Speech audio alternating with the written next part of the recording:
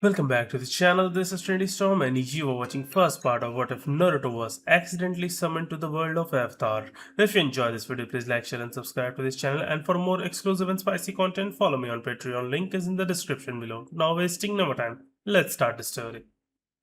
There were two things that made Mount Myoboku famous worldwide. The Great Toad Sages, a powerful clan of summons who can control the very energy of nature, are said to have lived there. They are also known to have been the companions of some of the greatest warriors in the history of the elemental nations. Under the contract with Jiraiya of the Sannin, whose fighting skills were legendary in and of themselves, and later under the contract with Minato Namikaze, the fourth Hokage, who was considered to be among the most formidable shinobi in history, the Toads, who had always been respected, actually began to be feared. The Toads gained a reputation as strong allies and perilous adversaries thanks to these men and others like them. However, Mount Myoboku is renowned for its unparalleled beauty and tranquility in addition to its dangerous warriors. An atmosphere of complete tranquility that is now coveted worldwide was produced by the serene, clear ponds, the pleasant warmth, and the abundant vegetation. There were no wars, conflicts, pains, or sufferings here, and there were no worries at all. Well, perhaps there were. The young man seated at the foot of one of the many massive trees in Myoboku, at least, was undoubtedly very concerned. A student of Kakashi Hitaki and Jiraiya of the Sannin, a Jinchuriki of the Kyuubi no Yuko, a shinobi of Konohagakure no Sato, and a recently minted sage, young Naruto Uzumaki was making every effort to focus on the nature chakra he was currently collecting. However, it was turning out to be much harder than usual. No matter how hard he tried, Konoha and his current concern for his home would not leave his thoughts. A messenger toad had been left behind to notify them of any developments when he departed Konoha for his sage training. Now that toad was gone, there was a terrible problem. Naruto was gathering nature chakra for a potential battle while sitting in his signature orange and black jumpsuit. His spiky blonde hair blowing in a gentle breeze, he couldn't help but worry about what might happen had some enemy captured the toad. Was the contract flawed in any way? Was there an attack on Konoha? His mind was racing with so many options that it was straining his capacity for meditation. Calm down, Naruto-chan. Ma has gone to investigate the situation, and she is capable of summoning our strongest fighters, an elderly, soothing voice beside him said.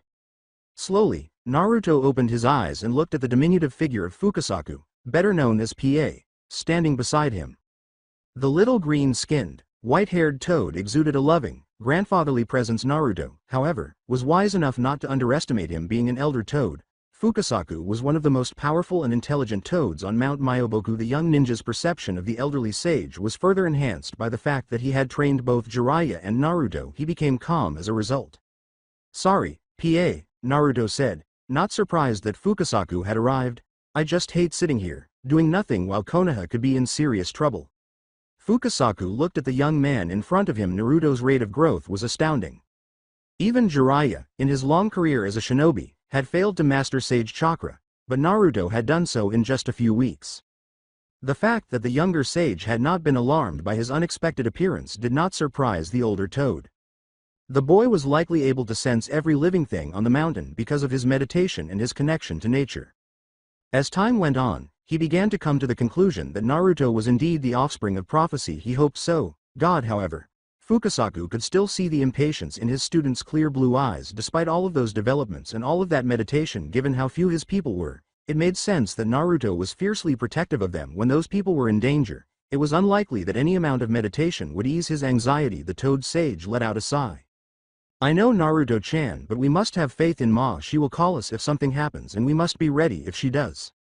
Naruto was only able to nod. In Konohashima, also called Ma, appeared with a little puff of smoke. The crater in front of her, where Konoha should have been, horrified her. Before she even considered it, the raspy whisper left her mouth. No, the Hokage monument in the distance and the rubble surrounding the massive crater were the only signs that the village had ever existed. She could only imagine one man capable of causing this kind of devastation. Pain. The idea made her angry in a way that was unusual for her. Ma was a loving and compassionate person by nature.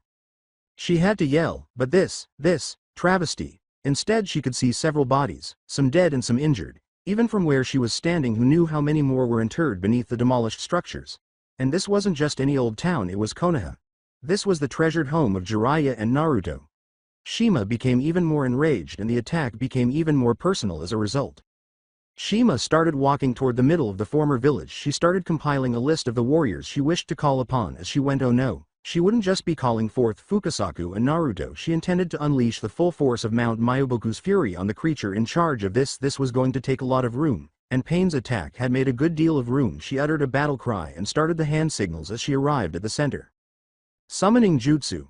General Zhao would kick their asses and tell them to keep their thoughts to themselves if he ever encountered one of those people who claim that no battle plan survives contact with the enemy. Thank you very much. His plan was going very well. He had finally obtained authorization to construct the biggest fleet in Fire Nation history and attack the Northern Water Tribe after years of study, politics, and moving up the proverbial ladder. Even putting that bad ex-prince in his place was something he had enjoyed doing. The attack force had taken several more months to complete, but that was insignificant in comparison to the work that preceded it. And he realized it had all been worthwhile as he watched his mighty fleet descend on those weaklings who dared to call themselves benders. Even with his impressive army, it appeared the Northern Water Tribe had survived 100 years of war with more than just luck. It had taken a few days to breach the outer wall, but it had fallen. The fighters within were equally formidable, but he had the advantage of firepower and sheer numbers. And those fighters were now fleeing. He just needed to get to the so-called Sacred Garden, kill the Moon Spirit, and declare the biggest triumph since the Airbenders were destroyed, and he would receive his ultimate reward. A spot in history. With that triumph he would be the subject of their songs. Festivals would be held in his honor. With the hope that their child would grow up to be exactly like him. Parents would name their kids after him. It came very close to immortality, but it wasn't. So you can see why he was grinning while he talked. Captain, gather your men, we're going fishing. No. That was all Katara could say. The speed at which her luck had deteriorated was beyond her comprehension. Despite the invasion, the day had begun satisfactorily. The Avatar, also known as her friend Aang, had returned from his attempt to hold up the Fire Navy. In the end, it had failed. However, he had managed to survive the ordeal and even destroy a few ships in the process. She had been extremely appreciative of that. Being the Avatar seemed to draw a lot of trouble despite being a peacekeeper. Due in large part to an obsessive exiled prince, their small traveling group always seemed to end up captured or on the point of being captured. She, Aang, and her brother Sokka were always the ones who came to her rescue. He'd go out, do his Avatar thing, when trouble arose, and then return.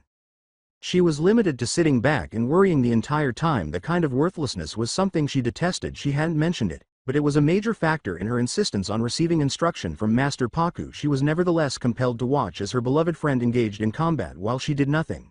Despite her amazing progress in the art, her brother had even been tasked with keeping the princess safe. How depressing was that? However, Aang had come back, and knowing that he was all right had made her feel so much better. Then you, the Northern Water Tribe princess and her brother's new crush, came up with a pretty brilliant idea. Perhaps the spirits themselves could stop the Fire Nation if the intermediary between the spirit world and the physical world was unable to do so. It was logical. The spirits were, quite literally, forces of nature. They would be the ones with the ability to halt the invasion. Additionally, they had the ideal intermediary. Princess Yu had guided them to a hidden garden. In light of that, this place has a strong connection with the spirit world. I thought, maybe, it could help Aang, the nun had stated. She had been correct. Katara was left in charge of keeping an eye on Aang's body after he entered the spirit world in private. She had been ecstatic to be of use. At last she was able to recall exactly what was going through her mind while she waited for her friend. Maybe all that training I did won't go to waste after all. I bet I could take on any one of the Fire Nation soldiers. Come on. I dare you to try something. God, she wished she could slap herself if she could go back 5 minutes in time, because now she had to deal with something far riskier than the Fire Navy. Yes, said the shadow-dwelling figure of Prince Zuko, the one man who could undo their scheme. So the Avatar is away from his body right now. That's good to know. Now why don't you be a good little girl and hand him over, the prince said, glancing past Katara and directly at Aang. Not on your life, Zuko, the waterbender screamed, assuming a defensive position. With a chilly response, Zuko assumed a fighting stance and said, it's not my life you should be worried about. As they assessed each other's resolve, both sides gazed down at one another. Then they struck together. Both sides launched their assault simultaneously, but Zuko was at a distinct advantage because Katara had to get water from the adjacent koi pond. Zuko was able to strike first. Because of this, a small grunt and a simple thrust of his fist caused a gout of flame to shoot out of his hand and head straight for the young waterbender. Katara had hardly time to get her new water in front of the blast before it made contact. The water quickly evaporated after the powerful blast. However, Zuko did not recall Katara as a frail young girl. She was elegant, she had a gift, she was dangerous above all else. Katara whipped the water to send it to the Fire Prince, condensing it as fast as it evaporated in her mind. She could still hear Master Pakku's directions.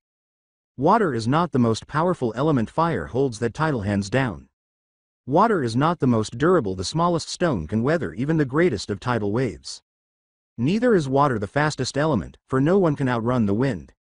What water is more flexible than all of the other elements put together. No matter what obstacle is placed in front of it, it will always find a path. In the same way, you can always find a way to defeat your opponent. If you cannot outrun an airbender, coat his feet in ice, use his speed against him. If you cannot break a stone wall, seep through the cracks and strike when he feels safest. If you cannot stop a firebender, redirect him, let him waste his energy while you lead him further into your trap to use your opponent's strength against them. That is the secret of waterbending. Correct. Even with the moon boosting her strength, she was unable to defeat Zuko. She would therefore stall eventually. Assistance would come in one form or another. Additionally, she would ensure that Zuko would be too exhausted to defend himself. When the assistance did arrive, she devised a plan and carried it out, even as Zuko evaded her water whip and she yelled for you to get out of here and go get help. But she ducks beneath the blade of fire that extends from Zuko's kick. Katara took great care to keep herself between Zuko and Aang as she slowly moved him into position. With each blow the two exchange. The more feminine part of her mind couldn't help but notice the Fire Prince's attire as she deflected another fist covered in flames that was determined to sever her head. The irate teenager had always confronted them in a Fire Nation uniform. Zuko was adamant about being or having been a prince, and that was reflected in his attire now. However, he had no such garment on. He was now only wearing simple white clothing, just a shirt and pants. No armor or ornate decorations would have brought about the abrupt shift. Perhaps after this was all over and he was in jail, she would ask him. Zuko's final push from Katara's water forced him into position, right by the pond, putting further contemplation of his wardrobe choices on hold. The young firebender had been thinking about his opponent all the while Katara had been setting her trap. She was much more talented than he recalled, though it was much closer than it had been in their previous encounter. He thought he still had the advantage in skill. In fact, the water peasant was surviving. It's true that he was already half dead after escaping Joa's trap and entering the Northern Water Tribe, but still. How did the distance close so fast? He was born a member of the Fire Nation, right?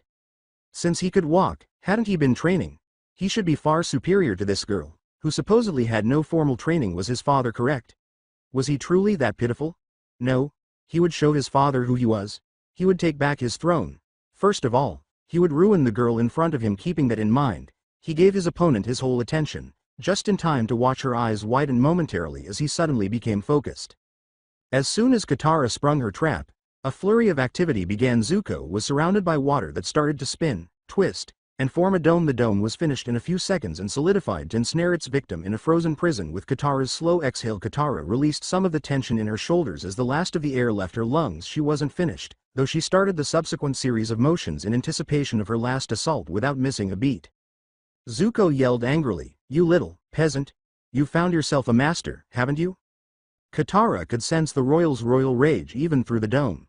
When the makeshift jail exploded, sending ice fragments and flames skyward, that theory was validated. However, Katara was already making her final move when the jailbreak occurred, and it came too late. Zuko was only able to watch as the peasant launched a huge wall of water that struck him in the chest. The waves slammed him against garden walls, and all he could do was grunt and endure it. And as the water froze, pinning him to the wall, he could only wonder in a daze what had happened.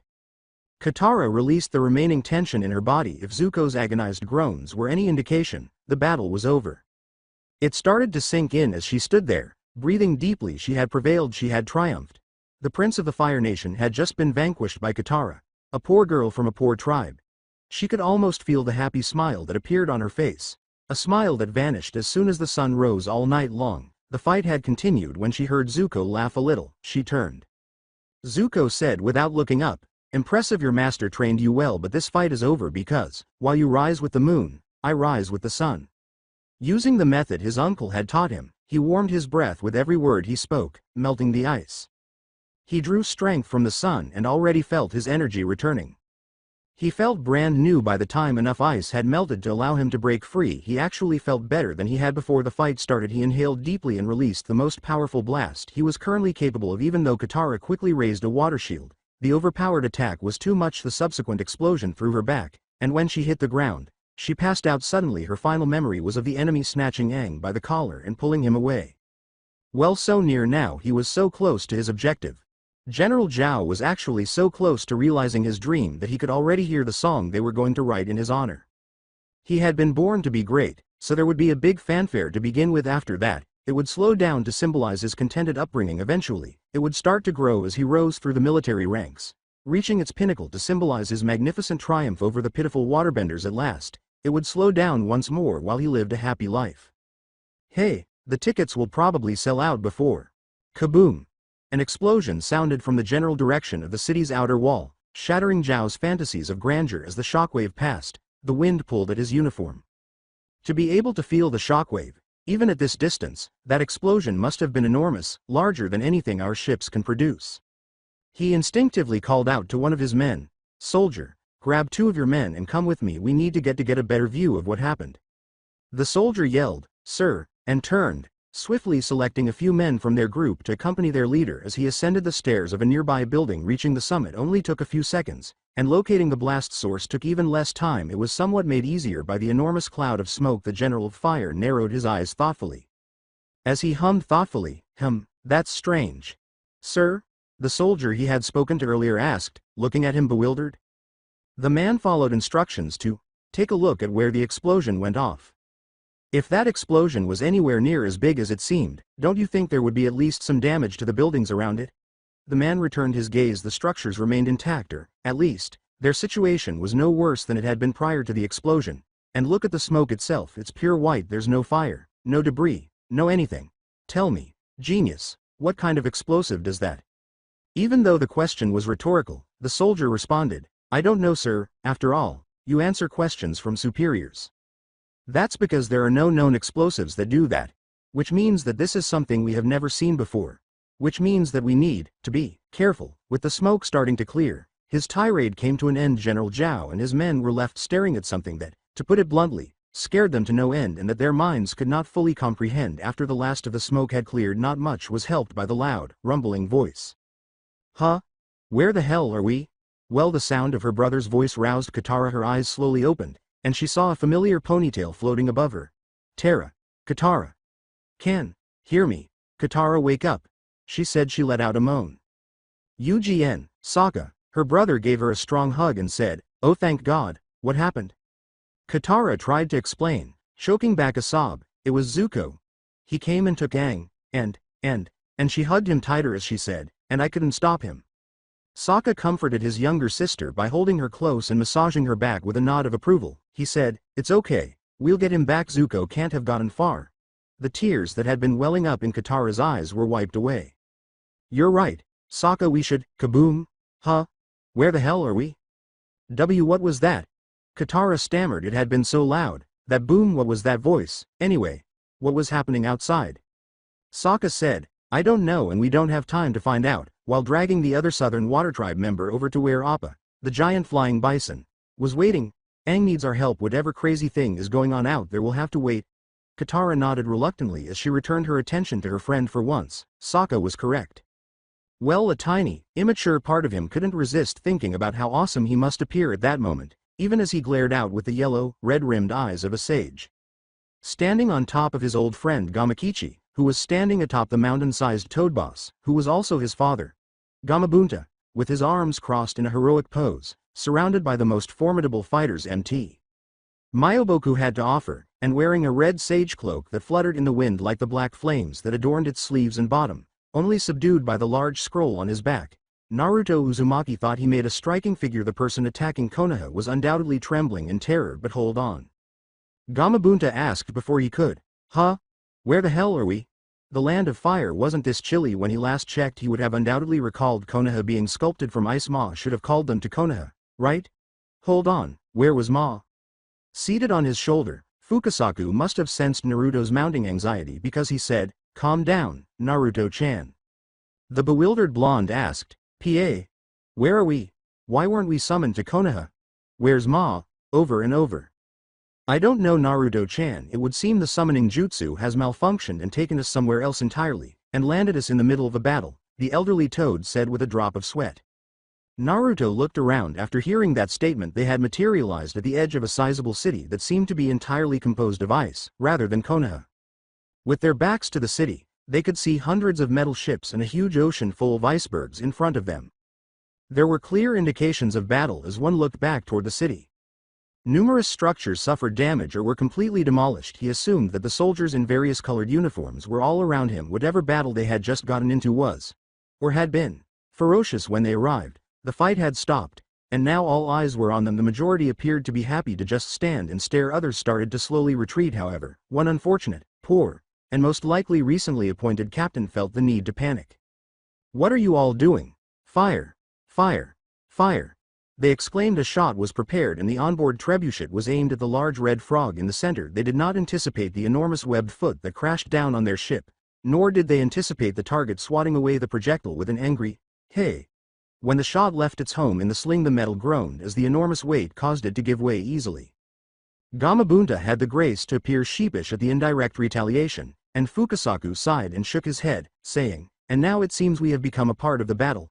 Naruto, who had been secretly preparing to fight anyhow, simply shrugged. He wasn't one to watch a fight from a distance, even as a sage. In addition, he had a strong dislike for the machines those red armored men were using. They felt so strange. A smile appeared on his face after saying, "Right, well, let's get started. I still gotta save my village after all." The battle resumed. Well, General Zhao was a haughty jerk. Everyone was aware of that.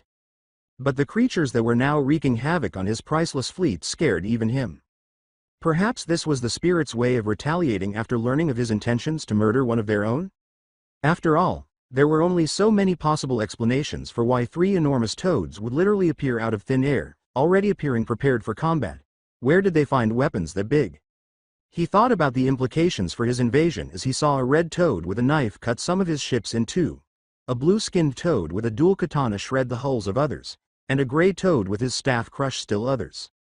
He would lose his constant supply of new troops because the monsters had materialized between him and his fleet. The invasion would stall as his men grew weary. The water tribe would then be able to plan a counterattack and drive them out without the trebuchet's continual threat. Finally, and perhaps most tragically, every ship that was destroyed resulted in the loss of a getaway vehicle. The likelihood of escape was decreasing and defeat was growing more certain with every minute that went by. Now he had to decide. Fortunately, the right decision was clear. Keep moving. We need to reach the garden. But then again, he was a haughty jerk. Zhao would have seen that ships occasionally exploded and sank, apparently on their own initiative. If he had taken a closer look, he would have noticed that a much smaller toad and a teen with blonde hair were actually sinking the ships. If he had looked even closer than that, in addition, he would have seen that the blonde was grinning. Well, as Naruto shouted, "Sage Art, Big Ball Rasengan," and thrust his hand forward, another explosion launched water into the air, sending yet another ship plummeting to the ocean floor. He was enjoying himself. He had to admit he had been extremely stressed out by all of the waiting on Myoboku. He had been going crazy just standing around with his house in jeopardy. Naturally, he was still concerned. However, whatever conflict he had found himself in gave him the ideal justification to break things, which simultaneously distracted him and relieved his stress. As he dodged another fire explosion, he thought, "But damn, there are a lot of these guys." In retrospect, he realized that despite the number of ships he was sinking, he had only had to avoid a few explosions thus far as he sank their ship. The majority of the men who saw him running up on the water simply stood there gaping. He spun up another Rasengan and sank another battleship, saying, "You would think that they had never seen a ninja before. Nah. Rinse, lather, and repeat." Well, Avatar and the captured Fire Prince were traveling with the Water Tribe siblings as they returned from their rescue mission. Considering that he was on foot and carrying a hostage, Prince Zuko had covered an impressive distance. Night had fallen by the time they discovered him, and Aang was fleeing.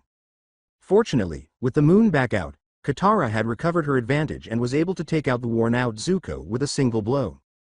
They started their journey back after tying up Zuko to take with them, much to Sokka's dismay. Aang had told them what he had learned in the spirit world while they were traveling. It seems that the enemy had even more horrible plans than they had anticipated. In addition to ending waterbending permanently, killing the moon spirit would upset the natural equilibrium to the point where it might never be restored. Now, each member of Team Avatar was absorbed in their own thoughts as they hurried to avert such a disaster. Katara was contemplating her tense encounter with Prince Zuko. Zuko had been right there, hunting them for as long as she had known Aang.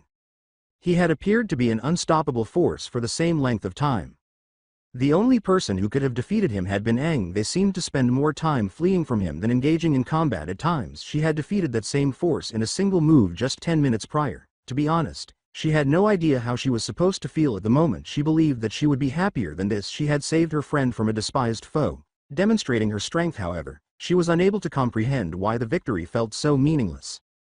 Sokka's mind was much shallower. His concerns about Princess Yu's safety took up the majority of his attention. He had neglected to protect his younger sister when the white-haired princess informed him that she was engaged in combat with Zuko. It had been his responsibility to keep her safe. He didn't think he could handle the guilt of being responsible for anything that happened to her. He gave Appa a yap, telling him to move more quickly. Aang's mind was heading in a slightly darker direction. Not all of what he had heard from the spirits had been shared with his friends. He had omitted one specific piece of information, primarily because he didn't understand it himself. When a wave of something swept through the air, he was talking to Ko the Face Stealer about the identities of the moon and ocean spirits before continuing. Ko had paused in the middle of the puzzle and gazed into space for a few minutes. And now it seems that there is a new threat. You should be careful. Avatar, things are bound to get messy before too long. Now go. You're boring me. The fear he could swear was on the ancient spirit's face was what most concerned him, since Ko was one of the oldest spirits still living and could compete with the Avatar in direct combat. Anything he saw had frightened him for the rest of the world. What did that mean? He was certain of nothing positive. It was right here he was at last standing in the hallowed garden that housed the spirits of the ocean and moon. After countless years of sacrifice and labor, the moment he discovered those scrolls with the identities of the spirits' mortal forms and made the decision that he would be the one to murder them seemed like a lifetime ago. Zhao approached the black and white fish in the center pond and thought dryly, "It's their own damn fault. Why would you take the form of a fish if you didn't want to be killed?" He reached down and removed the white fish from the water by sweeping it into a bag. The moon was dyed red, casting a spooky glow over the land, and he watched with mad delight. Yes. This is it. With this victory I will claim my rightful place in history. I will be a legend. They will call me things like Zhao the Conqueror, Zhao the Moonslayer, Zhao the Invisible. More like Zhao the Loser. Who said that? The furious general asked, searching for the annoying voice that had the audacity to interrupt him. As they came down, Sokka yelled, "Up here, moron!" From atop, Appa Aang leapt out before the enormous bison hit the ground because he didn't like the expression in Zhao's eyes. "Wait, Zhao. You should not do this. Killing the moon spirit will not only harm the..." He raised his hands in a non-threatening way and said, "Water tribe, you'll be hurting everyone." Zhao returned his focus to his hostage as his men turned to face the Avatar. Zhao searched for the source of the aged, slightly scratchy voice and discovered it in the shape of an overweight man with a gray beard and balding head. "You should listen to the Avatar, General." However, there was no doubt about the man's authority because of the way he carried himself. The madman mockingly said, "Iroh, how did I know that you would turn traitor? What's the matter? Are you scared?" To protect themselves from the new danger, a few of the soldiers tore their eyes from Aang. "I'm no traitor. Zhao the Fire Nation needs the moon as much as everyone else. We all depend on the balance." "That's why you lost at Ba Sing Se," Zhao said with a sly smile. "You were always an old coward, too scared to take action. That's why you lost your son." He formed a fireball in his hand and slowly moved it in line with the bag. "Zhao!" Iroh shouted this time, using all of his leadership and fighting skills to deliver a powerful message. "I'm warning you. Whatever you do to that fish, I will unleash upon you 1,000-fold. Let it go now." General Zhao surveyed his adversaries on either side. He was sufficiently familiar with Iroh to know that he would carry out that threat. He also doubted his ability to defeat Iroh and the Avatar. He reluctantly and slowly lowered the fish back into the water, perhaps the most sensible move he had made since the invasion started a few days ago. The moon started to return to its pale color as the fish escaped from the bag that had held it, and eventually it was fully restored to its initial condition. There was a sigh of relief from everyone, including Zhao's men. "No, no, no. I've come too far now. No one will stand between me and glory." The general's hand was already falling in a swinging chop when the others noticed the insane sneer on his face. A jet of fire shot across the water's surface at the top of the chop even as everyone was shouting, "Stop!" and, "No!" The moon darkened. "You fool!" Iroh attempted to hit the madman, but his guards swiftly surrounded him and stopped him. A series of flashes broke through the complete blackness that had descended upon the scene, revealing the firebenders engaged in a 4-to-1 battle. No one noticed that a reeling Joa had slipped away with a certain captive prince because Team Avatar had fled to the koi pond as soon as the fight started. Iroh showed the prowess that made him the Dragon of the West. As the fighting swiftly subsided, he joined those who were still surrounding the now dead moon spirit after the last of his opponents had been eliminated. Being so close to someone who ought to have been a deadly enemy didn't seem to bother anyone. Each of them was thinking about something else. In a defeated whisper, Katara said, "So that's it then, it's all over." In response, all but one nodded. Aang was too preoccupied to pay attention to the voice murmuring inside his mind. "It will not end like this. Take my power, young Avatar, and drive out those that would bring harm to this world." Aang felt himself transition into the Avatar state before he could even reply. His eyes and tattoos glowed, and he felt the wisdom and strength of 1,000 lifetimes pour into him. "No, it is not over," he said, stepping out onto the water in the multi-layered tones of the Avatar's ultimate defense system. The others watched as Aang arrived at the middle of the pond, vanished beneath the water, and the water started to glow. After filling the entire garden, the light appeared to change as it moved outward in the direction of the city. Aang was suspended in a ball of ice where the heart should have been, and the water rose up to form what could only be described as a giant fish with arms. Once it was free of the garden walls, Aang moved his body as though to advance, and the water form imitated him, traveling down the river that ran through the heart of the city and into the ocean while eradicating everyone that the voice, whom he now recognized as the spirit of the ocean, deemed to be adversarial. Well, the breathtaking display of power was ignored by everyone in the sacred garden. Only the retired general and the charred fish in his hands received their full attention. Iroh sighed deeply. His dejected expression was visible to everyone, even in the dark. He carefully returned the fish to the water and said, "There's nothing I can do." From the garden entrance came a quiet voice that said, "If you can't do anything, maybe I can." "You. What are you doing here? It's too dangerous here. You need to go." "It's okay, Sokka, I came here because I think I know of a way to revive the moon spirit. You see, I was born sick and on the verge of death. I didn't even have the strength to cry in desperation. My father prayed to the spirits, begging them to save my life. At the end of the prayer, he dipped me in this very pond. As he did, my hair turned white and the color returned to my skin. When I began to cry, he knew that I would survive." The princess never let go of Sokka's gaze story as she told it. Iroh's own eyes grew wide with insight. "You've been touched by the moon spirit. Some of its life force is in you." "Yes, the moon spirit gave me life all those years ago. Now it's time for me to give it back," Yu said, turning away and nodding. "What? No!" exclaimed Sokka as he lunged forward and seized her. You can't. You'll die. There has to be another way." Yu put a hand on his cheek and smiled gently at him. "It'll be okay, Sokka. I think, somewhere deep down, I always knew this would happen, and if giving my life means saving yours, then how can I refuse?" Sokka was crying uncontrollably. But I was supposed to protect you. You can't die," he said. He therefore made no attempt. This time, Princess Yu did not respond. All she did was lean forward and give him one last kiss. Even though he was aware of Yu's choice, he fervently reciprocated. She whispered in his ear as she pulled away, "I love you, Sokka." She then went to sit by the pond beside Iroh. As she placed her hands on the dead body, the retired general offered no advice or condolences.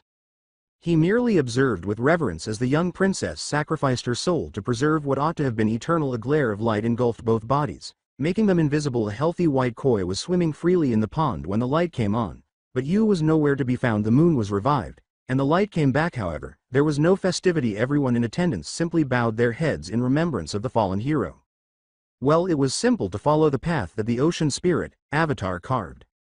Those of the water tribe bowed down to a patron spirit of their craft all the way to the ocean. The city was cleared of its invaders when members of the Fire Nation attempted to attack or fled, but they were quickly carried away in a flood of water. The return of the moonlight pleased him, but he was taken aback when he arrived at the sea. Instead of a blonde teenager surrounded by 3 toads that were easily his size and a much smaller toad perched on his shoulder, he had anticipated seeing a fleet of battleships waiting for him outside the city walls. He readied himself to strike again, believing this to be some strange Fire Nation weapon. The ocean spirit spoke once more. "Wait. I sense no evil intentions from him. Look around him. It seems, while you were indisposed, he was fighting in your stead. You can trust him for now." Aang nodded in agreement and let the ocean spirit release its power as he observed the debris surrounding the teen. Rather than simply dropping him in the water, the spirit was thoughtful enough to put him back on land. The ocean gave him one final piece of advice before the final mental link was severed. "Be wary, though I sense a strange power about him. It could be dangerous." Once more alone in his thoughts, Aang glanced up at the moon before turning to face the unidentified teen. At the moment, the adolescent was looking down at him. All but the toad on his shoulder vanished in a poof. As the blonde nodded slightly without averting his gaze, he lowered the several stories between his previous perch on the toad's head to the ground once more. Without averting his gaze, he landed more gracefully than he should have and walked calmly over to the avatar. As soon as he got close enough, the blonde started talking. What the hell is going on here? Naruto's recent experiences had been more bizarre than usual, and that's saying a lot. It all began when they were dropped somewhere else by the summoning jutsu that was meant to transport them to Konoha. Did he say that the location had been in the midst of an invasion? Yes, it had naturally. As Naruto Uzumaki, he was drawn into it almost right away. He could accept all of this now. He could accept it even though he didn't understand it. The things that followed were what he found most intolerable. Naruto had noticed something really strange a few hours into the battle.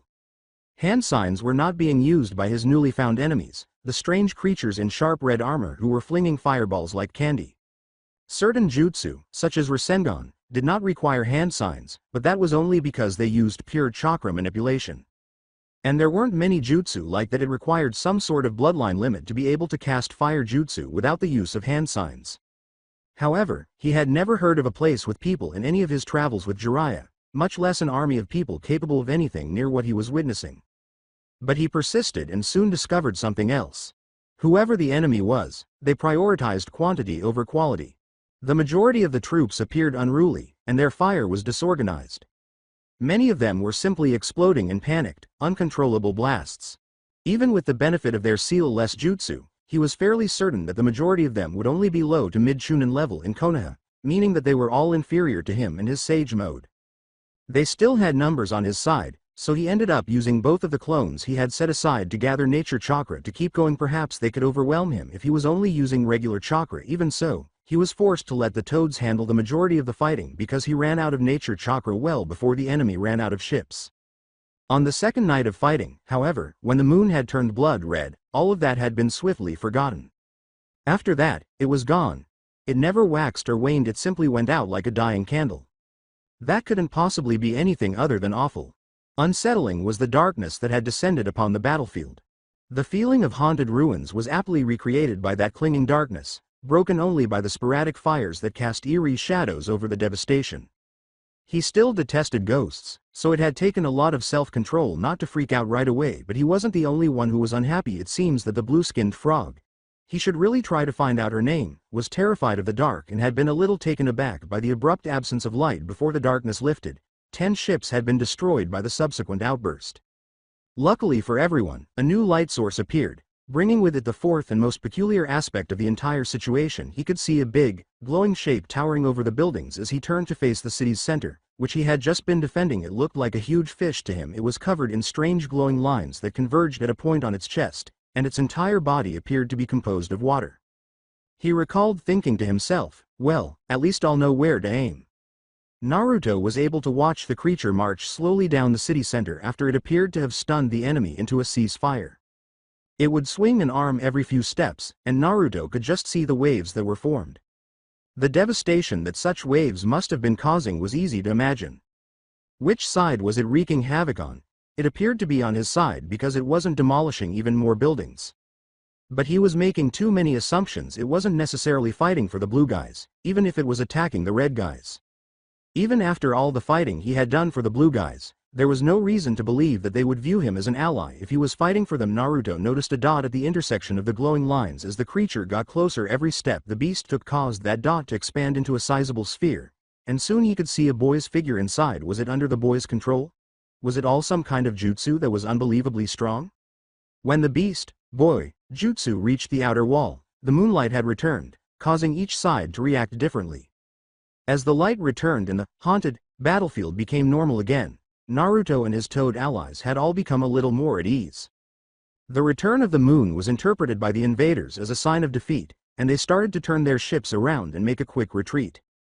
The enigmatic boy simply grinned and glanced up at the moon before turning to face the young blonde. The boy had briefly appeared ready to attack, and the Mount Myoboku warriors had positioned themselves to defend themselves. The boy nodded abruptly after a few tense moments, and the water surrounding him started to recede. Both Naruto and Fukasaku seemed to interpret this as a sign of non-aggression.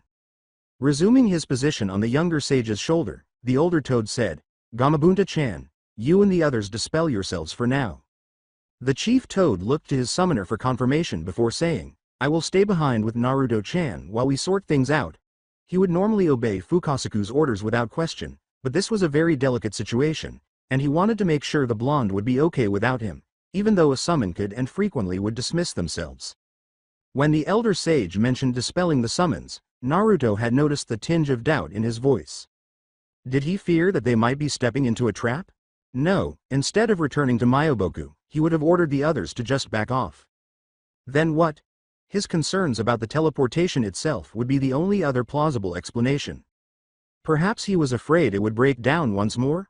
Yes, it must have been that. With his doubts momentarily put aside, Naruto nodded his head slightly in agreement. Gravity set in almost immediately, and he felt the ground beneath him disappear. He reviewed the events of the previous day or so, including the summoning jutsu gone wrong, the unexpected conflict, the mysterious seal-less jutsu, the moon, and the strange child who somehow managed to create a monster as large as the Toad Boss. As he descended the several stories from Gamabunta's height to sea level, he became increasingly irritated and perplexed with each one, and it was because of these feelings that he uttered his first, less than diplomatic, words. What the hell is going on here? 3 hours had passed since he had asked the question, 2 hours and 50 minutes had passed since he was surrounded by the very people he had been defending, 2.5 hours had passed since he had allowed himself to be taken prisoner, per Fukasaku's advice, and 2 mind-numbing hours had passed since they had started questioning him. The ungrateful bastards. The elderly man in front of him demanded, "Who are you? Why are you here?" He assumed the old man was the leader based on his speech pattern and the deference he received from the other men that the others called him Chief Arnuk.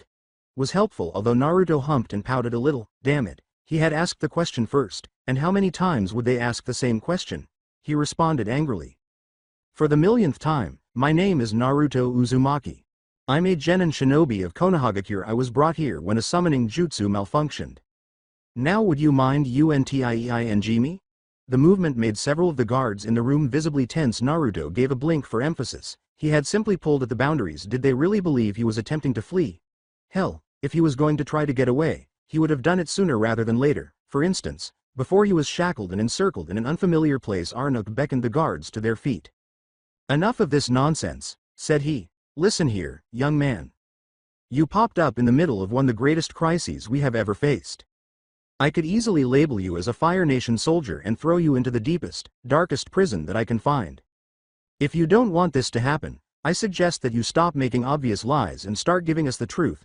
He turned to leave. He was aware that he was probably being unduly harsh with the person who, if the reports he was receiving were accurate, had been nearly solely responsible for halting the enemy fleet and buying the valuable time required to plan a counteroffensive, but he was not in the mood for games after losing his daughter the night before. Naruto protested angrily, but I am telling the truth. Oh? Asked Arnuk, raising an incredulous eyebrow. Then would mind explaining why none of us have even heard of any of this? Where was he getting these words from? Genin, Konohagakure, jutsu? The boy could definitely think of a more plausible lie than this. An old voice said, I believe I may have the answer to that.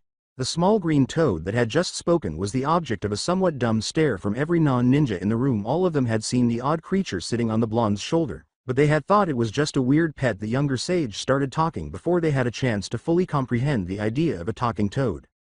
You know what's going on, PA? Asked Naruto, who was hopeful. Fukasaku nodded and closed his eyes. I believe that we may no longer be in the elemental nations, or in the same world, for that matter. He looked at his fellow sage, assessing his pupil's capacity to deal with the proverbial bomb he was about to drop. Come again? Naruto asked, blinking.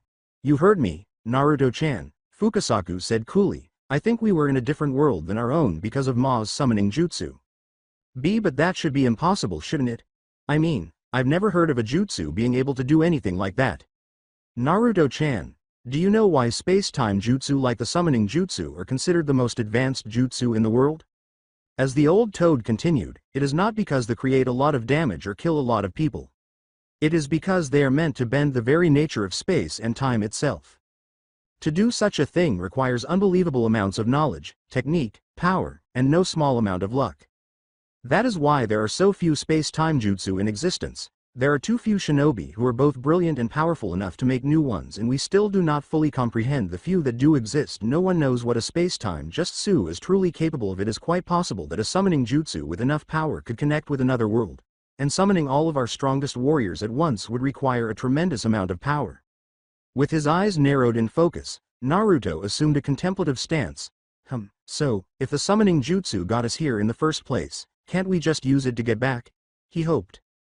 It's not that simple up until this point. There has been no recorded incident like this. We have no way of knowing what will happen if you try to cross worlds again. You could land in the middle of Iwa, or yet another world, or you could even disappear altogether. But you sent the others back. Come on, PA. I need to get back to Konoha. Naruto yelled, goddammit. His friends needed him. He had been here too long. His mind was racing with images of a village on fire as panic began to set in. I know, my boy, I know, the old sage said calmingly, but the others were allowed to return because of the summoning contract. Fukasaku sighed at the blonde's confused look and continued his explanation. Listen carefully. All of the summoning contracts currently in existence are all based off of one original space-time jutsu and serve the same basic purpose. Each contract acts as an anchor for the summon, constantly drawing it back to its home. When a creature is summoned, it must provide a constant stream of chakra to fight that pull and remain in the battle. That is why we can dismiss ourselves with little effort regardless of the chakra required to get us there in the first place, and why a defeated summon will disappear instead of remaining behind. As soon as the chakra flow is stopped, we are returned home. The others could return because that is the natural end of the jutsu. You don't have that benefit to return you to Konoha or even Mount Myoboku would mean performing another jutsu, and, as I said before, we simply don't know what would happen if we did that. Do you understand now? I think so. The summoning jutsu is like a rubber band. When I summon someone, it's like stretching the rubber band. Then, when the jutsu is released, it's like letting the rubber band go, said Naruto, who had quickly returned to his contemplative stance following his outburst. Fukasaku gave a nod of approval. Very good, that is an excellent way to put it. Don't worry, we will find a way to reduce the risk and get you back to Konoha. Until then, have faith in your home and have faith in your friends. The will of fire is strong and the village will not fall so easily. Naruto's face lit up with a smile that he couldn't control. The Sandaime had always claimed that Konoha's strength lay in its will of fire, and that as long as even one person maintained that will, the village hidden in the leaves would remain intact. Naruto chuckled to himself. He felt stupid for forgetting the lessons his teachers had spent so much time teaching him. He inhaled deeply several times as it had done countless times before. The village would endure. His only concern was getting home and being in good physical condition when he arrived. He noticed a sudden movement to his left. He looks at the three individuals who have just walked into the room. The first was a young man with ponytails who looked to be about his age. He was clearly a native because of his tanned skin and blue clothes. The young man had no other indications of being a fighter, but Naruto could make out the outline of a weapon beneath his coat. He lacked the characteristic refinement of a professional fighter in his posture. Furthermore, it was clearly visible that he was scrawny despite his heavy winter coat. Naruto shuddered. He needed one of those coats badly. The girl that followed bore such a striking resemblance to the first boy that he could only surmise that they were related, most likely brother and sister. Her hair was the same color as her purported brother and was long and braided. She looked lovely. Naruto thought her gentleness was something he couldn't help but find reassuring. However, he also sensed that she was more dangerous. There was a certain elegance to her movements. She didn't have the predatory vibe that the kunoichi always gave him, so he wasn't sure if she was a warrior, but at least she knew how to fight. But he was drawn to the third individual. The young sage would recognize him anywhere. He was bald, obviously younger than the other two, and covered in tattoos of blue arrows. The boy he had witnessed doing that incredible jutsu the previous evening was in front of him. If Naruto was being completely honest with himself, he had found that small demonstration of power, or rather, the source of that power, to be a little unsettling. Jinchuriki was the only person he could think of who could generate the same level of power that the child possessed at such a young age. Although power like that doesn't come easily, he didn't want to think that such evil practices would also exist in this world. When the ponytailed boy stepped forward, his mind was taken off its sinister course. With her eyes darting between her brother and the blonde shackled to his seat, the lone female asked in a worried tone, "Sokka, what are you doing?" Ignoring his sister's question, Sokka examined the small toad in front of him and then slowly extended his hand to give it a test poke. "But it just talked. How is that possible?" he said, reaching in for another touch. "It's real." With a huff, Fukasaku swatted the inquisitive boy away. The other two also stepped up, with Katara thumping her brother on the head. "I assure you, youngin, as is my head, my arm, and any other part of me you wish to prod at." "Ow." The young waterbender gestured to each person in the group in turn, saying, "I'm sorry about my brother. He tends to let his curiosity get the better of him. My name is Katara. This is Aang, and the one who doesn't know anything about personal space is Sokka." "Oh come on. You have to admit that it's weird. Animals don't talk." "Right, and bison don't fly and people aren't kidnapped by spirits. Face it, Sokka. Compared to some of the stuff we've seen, a talking animal is practically normal. She has a point. Sokka, we do get into some pretty weird situations. Aang nodded in agreement. Naruto laughed awkwardly. My name is Naruto Uzumaki and this is Fukasaku, and don't worry about it, most people tend to get a little freaked out when they meet a summon for the first time. Right. Are we supposed to know what that is? Sokka asked again, breaking the awkward silence as the teenagers gave him a suspicious look. Naruto unconsciously started to reach up and scratch the back of his head, but the chains stopped the nervous habit. His limitations were brought to the group's attention by the motion. Hey, why are you all chained up? I thought you helped fight the invasion. Everyone turned to the Water Tribe chief, who had developed a rather noticeable eye twitch, as he coughed rough. They completely forgot about me. I threatened to throw him in prison and he completely ignores me. What's wrong with kids these days? He is chained up for our own security, and until he decides to stop with this otherworld nonsense he will stay that way. In fact, I was just thinking some time in jail might help him get his story straight, Arnok said, noticing that he had the teen's attention. My story is straight, old man, it's not my fault you don't listen. Wait, Katara said, what's this about another world? Arnok glared at the imprisoned shinobi. The boy's companion seems to think that they are from a different world than our own. He's obviously hiding something, and with the tribe already in a crisis, I refuse to let a potential threat just roam the city unsupervised. As he thought about the situation, Aang glanced between the ninja and the chief. Chief Arnok had a valid point. On the one hand, the Water Tribe had been severely weakened by the attack, and the story did seem a bit unrealistic. The blonde, however, had been helpful. In addition, the ocean spirit had claimed that he had no malicious intent. After another minute of staring, he made the decision to take the chance. I think we should let him go. His statement caused people around him to react in different ways. Chief Arnok appeared both perplexed and irate, while his friends only gave him curious glances. The blonde, who he recognized as Naruto, was grinning appreciatively at him. He certainly gave off a pleasant enough vibe. Aang sympathized with Arnok as he expressed his frustration and rage, saying, you can't seriously believe him. He had just lost his daughter in an attack on his house. Heck, the father probably hadn't had time to grieve properly yet, what with everything else going on. He made a soothing motion with his hands. I'm not saying that I do. But he did help fight off the Fire Nation, and, while I don't usually like to play the Avatar card, the ocean spirit did say that he was okay. That caused Arnok to pause and reflect. The patriarchs of all waterbenders, and thus his tribe, were the moon and ocean spirits. He shuddered at the thought of what had happened to his daughter. It was difficult to ignore if one of them was prepared to attest to the boy's innocence. Still, though, Aang made the decision to attempt a compromise after observing the chief's hesitancy. Look, what if we watch him for you? You untie him and we keep an eye on him and then take him with us when we leave. Aang was dragged away by his friends before the chief could reply. Katara said, excuse us for a second, as they gathered in a huddle. As soon as Katara joined the other, she asked, Aang, are you sure about this? Yeah. What if Chief Arnok is right? The Fire Nation could have left him behind as a spy when they realized that they were losing. He pretends to help, earns our trust, waits until the right moment, then bam, he has the Avatar on a silver platter. I wasn't thinking quit so paranoid, but we really don't know anything about him. It feels like a pretty big risk. Aang noticed the concern in the eyes of his two friends. All they were doing was watching out for him, as good friends ought to. The thought made him smile. He could swear he heard Sokka mumble something like, a little? Look guys, I know it's sudden, and I know his story sounds a little weird, he said, but you didn't see the damage that he made. He's really strong and we could use all the help that we can get if we're gonna stop the Fire Lord before the comet gets here. Plus, he really helped a lot. It doesn't seem right to keep him locked up like this. At the very least, we should take him somewhere he won't be thrown into jail. Alright, Aang, if you think that it's what's best, then I'll believe you. Aang's smile brightened as Sokka simply sighed, fine, fine, we'll take him with us, but don't come crying to me when we wind up captured again. They said, thanks guys, and went back to the others. Well, in less than 2 hours, Team Avatar, complete with their newest member, stood beside Appa on the condition that they depart as soon as possible. Chief Arnok had permitted Naruto to be placed under the Avatar's care. The young monk appeared to be more trusting than the chief now. As the odd-talking toad bid them farewell, they stood uneasily. I will return and find out what has happened in Konoha and hopefully find some way to get you home. In the meantime, try to get to know these young'uns and try to make yourself useful. They have done you a great service and it is the least that you can do. Summon me again in a week. Hopefully I will have good news.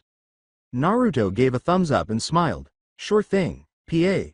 he said with a forced smile that stopped short of his eyes. Neither of them felt compelled to bring up the possibility that he might not be able to call the elder back after he dispelled. His smile grew softer and more sincere. The sage smiled warmly and nodded briefly before vanishing in a puff of smoke, saying, "Be careful, PA, I'll see you later." The others stared blankly at the area the toad had just taken up. Sokka stammered, "It disappeared." He shook his head, climbed on top of Appa, and then extended a helping hand to his sister. "Whatever, my sister is a waterbender, my friend is the Avatar, and my girlfriend is the moon. What's one more weirdo in life?" Aang offered to help and grinned up at the older blonde. His smile wavered a bit at the awkward statement, but it returned when the teenager accepted the offered hand. "Well, Naruto, welcome to the gang, I guess." Naruto practically yelled, "Thanks, glad to be along," with his signature fox grin. "They barely know me but helped me anyway. I'll find a way to get back home," Naruto thought to himself as the two boys joined Sokka and Katara on Appa's saddle. Maybe it won't be that bad to stay here for a day or two. For one, Naruto Uzumaki, traveling by flying bison was a novel experience. Even though he was a ninja and frequently interacted with talking toads the size of mountains, he continued to have doubts about the big, fluffy creature's ability to soar. It really lacked any flight-indicating features, such as wings or feathers. However, it turned out that the beast soared into the air when only Appa, yip, was given. They continued to ascend until Naruto could see the world from a higher altitude than before, even higher than when he was perched atop Gamabunta's head. As if that weren't thrilling enough for the young sage, Aang had started leading the bison through a series of surprisingly elegant aerobatic maneuvers because it seemed like he was in the mood to show off. Only when Aang made the bold decision to attempt a loop-de-loop did Katara finally conclude the show with a stern lecture on safety and needless risks. Naruto had attempted to spare the Avatar by telling her that he wasn't afraid and had actually enjoyed the thrill when she had begun to vent about how terrified their newest friend must be. Although his strategy was successful in rescuing Aang, it had the unfortunate consequence of directing her feminine wrath towards him. Naruto quickly lost interest, but his years spent with Sakura and Tsunade had taught him to at least pretend to be interested. Whatever you say, Katata, Naruto said, a little preoccupied, asking himself whether the rush he would experience from jumping was worth the risk and calculating his chances of surviving. "Are you even listening to me, Naruto?" "Sure thing. I wonder if I could use wind chakra to break my fall." "Alright, since you've been paying so much attention, what did I just say?" With hesitation, Naruto said, It was something about leaning over the edge, right?" When he looked up and saw Katara with her hands on his hips, giving him the same expression Sakura had given him when he was being particularly foolish, he assumed that his guess had been incorrect.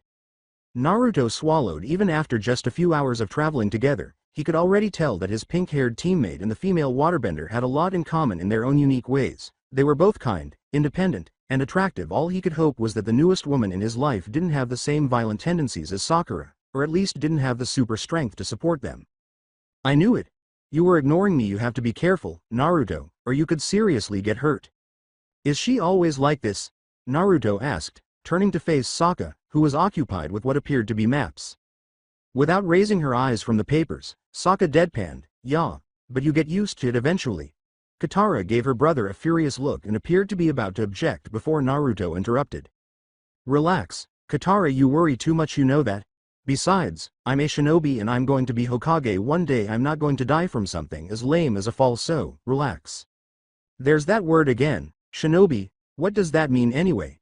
You keep talking about it like it's something really common, but I've never heard of it," Sokka said, interrupting Katara's unimpressed demeanor.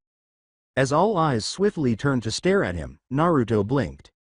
Even Aang, who had been perched on Appa's head to guide the bison, was excited to get off his perch and find out more about his new friend.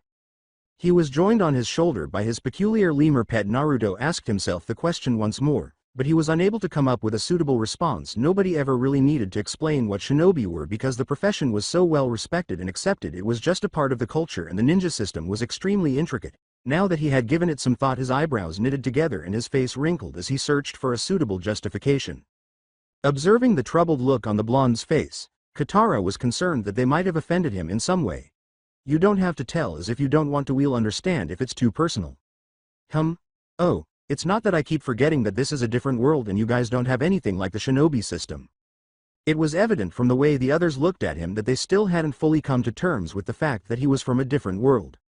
He was unable to hold them accountable even now. He had not been able to fully comprehend his circumstances, although he was aware that he had actually succeeded in entering a different universe. A part of him kept hoping that he would wake up and discover that everything had been a dream, or that he was simply in a distant country. It would take time to fully process everything and move past the strangeness of it all. Shinobi, or the military force of my world? Aang inquired curiously. So you're a soldier?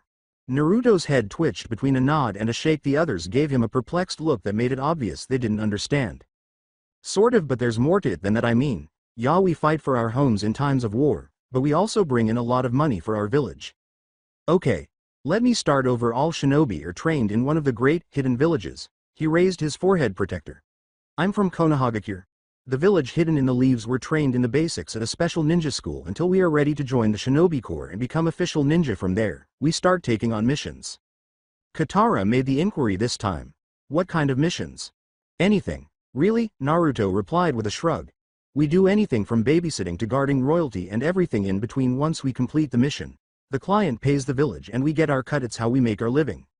Although the system wasn't quite that simple, it would have been difficult to delve into the politics of mission assignments, and Naruto wasn't Iruka. Fortunately, for the time being, the fundamentals appeared to answer their queries. Each member of Team Avatar soon found themselves preoccupied with their own projects. As the conversation swiftly faded, Aang took his place on top of Appa's head, Sokka returned to studying his maps, Katara busied herself making dinner for the group, and Naruto resumed his daydreaming about falling freely into the water below. Well, General Fong was not a particularly smart man. You wouldn't even be able to call him intelligent. He didn't create clever plans or clever traps. Instead, he favored using force to subdue his adversaries. Throughout his military career, he had claimed every victory he had due to the fact that his men were braver, more numerous, and stronger than their opponents. His fortress was one of the few still standing on the western shores because of this. He and his men were still there despite the Fire Nation's dozens, if not hundreds, of attacks. In the beginning, things had been rather straightforward. They had launched a full frontal assault, fueled by their own conceit and illusions of elemental superiority, only to have Fong's troops once again demonstrate their superior strength. The leaders of the Fire Nation started using deception after multiple direct attacks failed. They attempted to get in by feigning surrender, as well as diversions and sneak attacks. Every single attempt had failed miserably. Fong was simply too direct, too harsh. Before diversionary squads could extract their victims, they were destroyed. Sneak attacks were easily overpowered because they were too small. Regarding the attempts to use a false surrender, General Fong does not accept prisoners. It's enough indeed. Some of his peers would disparage him for his strategies, or lack thereof. If he caught them on a bad day, they would refer to him as simple-minded, brute, and sometimes even dummy. He was still here, though, and no one could dispute that his fortress held firm against the raging fire that threatened his kingdom. Even after innumerable others had fallen, he therefore understood that the Avatar's arrival at his stronghold was a gift from the spirits themselves, an opportunity to put an end to the conflict. Naturally, he had heard the tales that had started to spread following the unsuccessful invasion of the Water Tribe. As soon as the Fire Navy appeared, the Water Tribe started communicating. Initially, the messages only included situation updates. As things got worse, requests for assistance were sent. Then a final message had arrived, telling the very interesting story of what was probably the biggest Fire Nation defeat since the start of the war, before adequate reinforcements could be gathered. One of the best defended countries in history is almost overrun by the biggest fleet in human history, but it is halted by an incredibly strong spirit attack. Sensational news went viral. The rumors spread swiftly from person to person. He had heard 4 versions of it by the end of the day, one of which claimed that the Avatar appeared as a gigantic dragon that breathed fire. With every retelling Fong heard, he became more and more excited. He was almost ecstatic, but it had nothing to do with the story's fanciful quality or the exaggerated way they were told. No, it was the promise of power in these tales. He was reminded of what he had read in the original report, that a single boy had defeated an enemy that the entire combined strength of the Water Tribe military could not, despite the fact that the majority of the stories being circulated were utterly ludicrous. The mere thought of it chilled him to the bone. If only he had that power to support him, he simply knew that his plan would work. General Fong grinned and said, "Sir, the Avatar has just arrived. This war had to end." For Team Avatar, the journey to the Earth Kingdom had been uncomfortable. Nobody seemed to want to start another conversation after their first one. Or rather, nobody knew exactly how to strike up another discussion. The group had come to the realization that they didn't know anything about one another following Naruto's mini-lecture on the inner workings of the shinobi world. That would have been sufficient for a long discussion on its own, but Naruto's speech had brought up one important point. Their worlds were different. How can one even start to close such a gap? They sat and waited, none of them seeming to know the answer. One of them would occasionally attempt to initiate a new conversation, but the overwhelming silence would always defeat their efforts. Was it any surprise that Aang sounded so thrilled when he made his announcement after being in such awkward silence for several hours? Look, we're here. Aang gestured for the group to look in that direction. The biggest fortress that Naruto and the others had ever seen stood in front of them. It appeared more like a small city than a military installation. Perched atop a sheer cliff with a view of the ocean, they could see dozens of buildings arranged in neat rows around a central tower. From their vantage point in the sky, the outer wall could only be reached by 4 roads, all of which were narrow and had steep drops on either side. It was simple to understand how this stronghold had withstood a century of conflict. They were now turning to it for defense. Arnok had suggested that they take sanctuary with the Earthbenders. Flashback. Sitting around their first proper meal since the invasion started were Chief Arnok, Aang, Sokka, Katara, and the recently freed Naruto. What a delicious meal. A spread of breads, wines, exotic fruits, and enough meat to satisfy even the carnivorous Sokka was spread out in front of them. Numerous people sat in their own groups around them, savoring similarly lavish meals. Everyone, from the lowest peasants to the highest nobles, attended the triumphal feast, which was held to commemorate the Fire Navy's defeat and to pay tribute to those who lost their lives in the process. The sounds of conversation, laughter, and toasts to fellow soldiers filled the great dining hall that hosted the historic event. Due to the tense atmosphere that had descended upon them, only one table was silent and unable to enjoy the festivities. With a glare, Arnok sent Naruto to confront the Avatar. So, where will you go now? Well, I still need to master the elements. We'll probably head to Omashu. I can learn earthbending from Bumi. Arnok gave a nod of approval. King Bumi is a powerful earthbender. I am sure there is much that he can teach you if you are going to the Earth Kingdom. There is a stronghold on the western coast that I believe you should visit. It is led by General Fong. He is a great warrior and an even greater soldier. He should be able to give an escort to Omashu. The question was asked by Sokka, but the others appeared perplexed. An escort? We just survived one of the greatest Fire Nation attacks in history. Not to mention Aang is the Avatar. No offense, but I think we can take care of ourselves. You have each proven to be very strong, and I have no doubt that you are able to look after yourselves, but these are dangerous times and you can never be too careful. The chief cast a suspicious glance at Naruto, and the young shinobi had to bite back at the frustrated sigh that threatened to come out. It was clear why Arnok really wanted Aang to use an escort. To be honest, there was a limit to your level of paranoia. The man was becoming irritated because, despite everything that had transpired, he still believed Naruto was only waiting to stab them all in the back. Even worse, he was making mistakes because of his paranoia. Naruto had experienced a good number of escort missions, and they were all characterized by the same principle: smaller is better.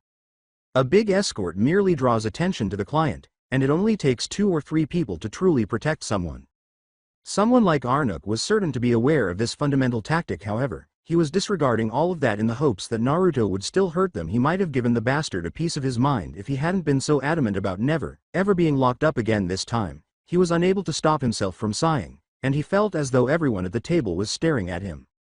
With an embarrassed laugh, Naruto scratched the back of his head and said, Sorry, what were you saying again?" When the chief resumed his speech, the others simply shook their heads. As I was saying, these are dangerous times. The Earth Kingdom has been under constant attack and several areas are already under Fire Nation control. You carry the fate of the world on your shoulders. Avatar, I would hate to think that the world was destroyed simply because we were careless.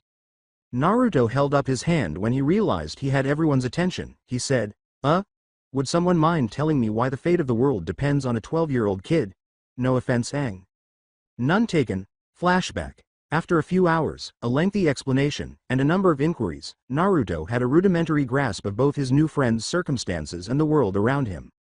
Every time he remembered what he had heard about being the Avatar, he couldn't help but frown.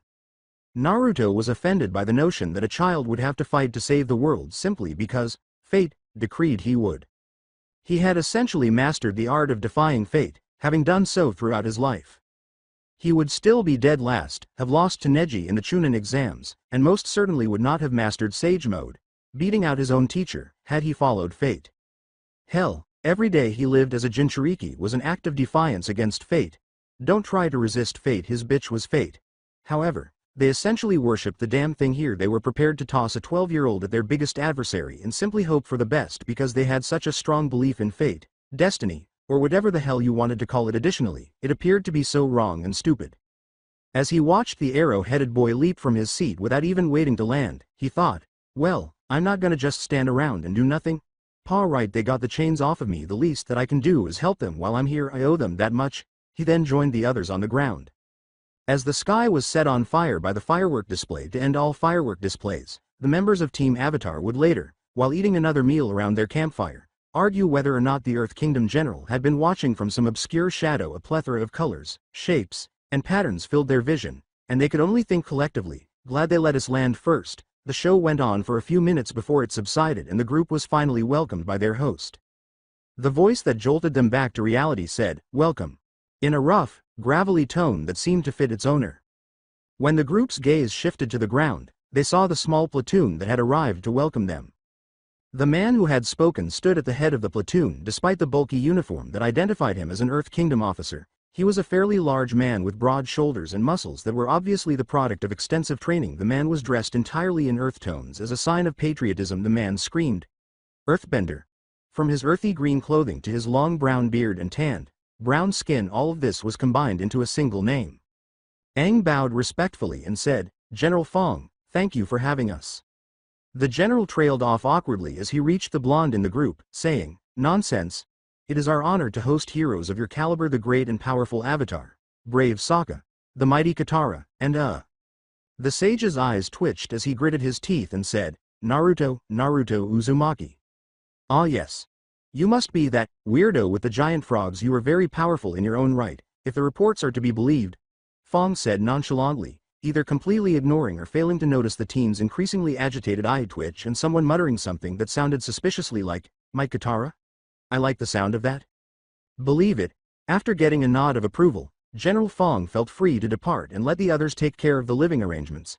"Anyway, you are all welcome to stay here while you rest, and when you are ready to head to Omashu, we would be more than happy to escort you. Now, if you would please follow my men, they will show you to your rooms once you have settled in. There is something that I would like to talk to you about."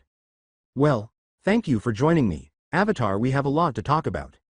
Now, Team Avatar was in what could be called a throne room, considering that the only furniture in the room was a big table and the seat that General Fong was currently using. It was enormous. The Earth Kingdom emblem was prominently shown on the floor and on a number of banners throughout the space. Shortly after they had gone to their rooms, the group had been called in. They now waited a little nervously to find out what the general desired. "I'll cut right to the chase. You're ready to fight the Fire Lord now?" "What?" Aang's startled tone was a perfect fit for the looks on his friends' faces. The others nodded. "I'm not ready yet. I still haven't mastered waterbending, not to mention earth and fire," they said. The general paused here for dramatic effect before saying, "Maybe not, but we have something more powerful. We have the Avatar state." "What?" Katara's incredulous voice echoed, "General Fong, you can't be serious." Maybe her outburst was a little more intense than the circumstances called for, but she didn't like the thought of utilizing the Avatar state. Aang seemed to change when he went into that state. Yes, he gained a lot of power, but the lovable, kind, and frequently silly friend she knew as Aang would disappear, to be replaced by someone cold, cunning, and perpetually destructive. She was frightened because it seemed like someone else was controlling him. She was afraid that her best friend might vanish and never return. However, that was only a fear, the worst-case situation. What was certain was that the idea that General Fong had just put forth was what set off the Avatar state in her. Only during periods of extreme emotional stress, such as when he learned that the airbenders were extinct, or during a near-death experience, such as when Zuko threw him overboard at the start of their adventure, had Aang transitioned into the Avatar state. During her time with him fighting the Fire Lord in the Avatar state would require him to endure a similar ordeal. She could never have imagined doing that to him, even if it had been simulated. "Oh, but I am serious. The Avatar state is a power unlike any other in the world. That Fire Nation fleet was overpowering the Water Tribe, a people known battle prowess on the water. But you just swatted them away like a bunch of flies." Naruto whispered to himself, "I helped too, damn it." Disregarding him, Fong continued, "Our fleet has never been able to break through the Fire Nation defenses, but with that kind of power, you could blow right through them. March my men straight up to the capital. Even the Fire Lord would not be able to stop you." "Look, I get what you are saying, but the truth is I can't control the Avatar state. It just sort of happens. I think it would be safer to just go with the original plan of mastering all of the elements." With a sigh, Fong stood up for the first time since their arrival. He addressed the airbender by name. Aang, he said, let me show you something. He led Aang to a ledge with a view of the main courtyard. Aang caught a glimpse of a group of earthbenders who appeared to be returning from battle as he peered down into the courtyard. As they assisted their fellow soldiers in crossing the few feet separating them from the rest they so desperately needed, more than half of the soldiers were covered in bandages, and the other half appeared to be on the verge of passing out from exhaustion. Fong took a few moments to process the image. War is a terrible thing. Those people down there are mothers, fathers, daughters, and sons, and for everyone that you see walk through that gate, there's at least 3 that won't. People are dying, Aang. More and more every day, and it shows no sign of stopping, but you have the power to stop it with your help. This war could end in days instead of months or years, and so many lives could be spared. His words appeared to have the intended impact. Aang no longer appeared shocked or perplexed, but rather unsure of what to do. You don't have to make your decision now, take some time to think about it, but like I said, more people die every day. I will need an answer by tomorrow. That was the last word from Team Avatar. Well, the Earth Kingdom General was obviously attempting to gain the Avatar's favor. For this reason, rather than sharing a bunk with other soldiers, he and his companions had been assigned the best room in the fortress.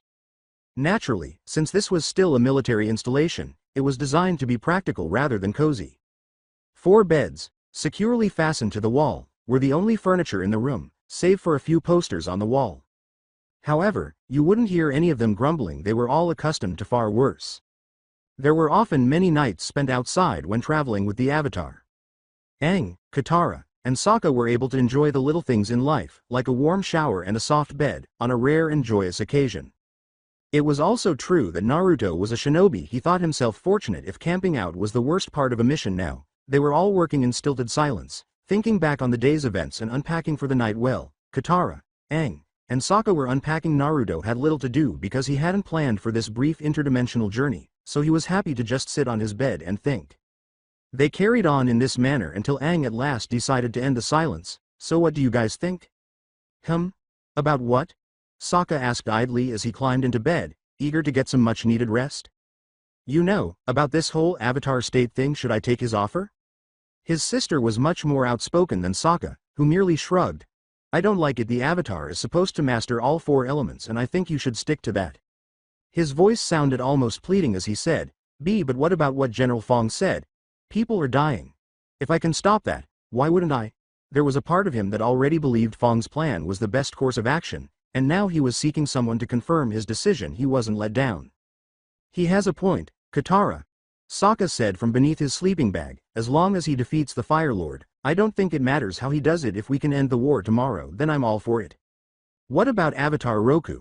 He said that you needed to master the elements, didn't he? I just don't think we should be taking shortcuts like this.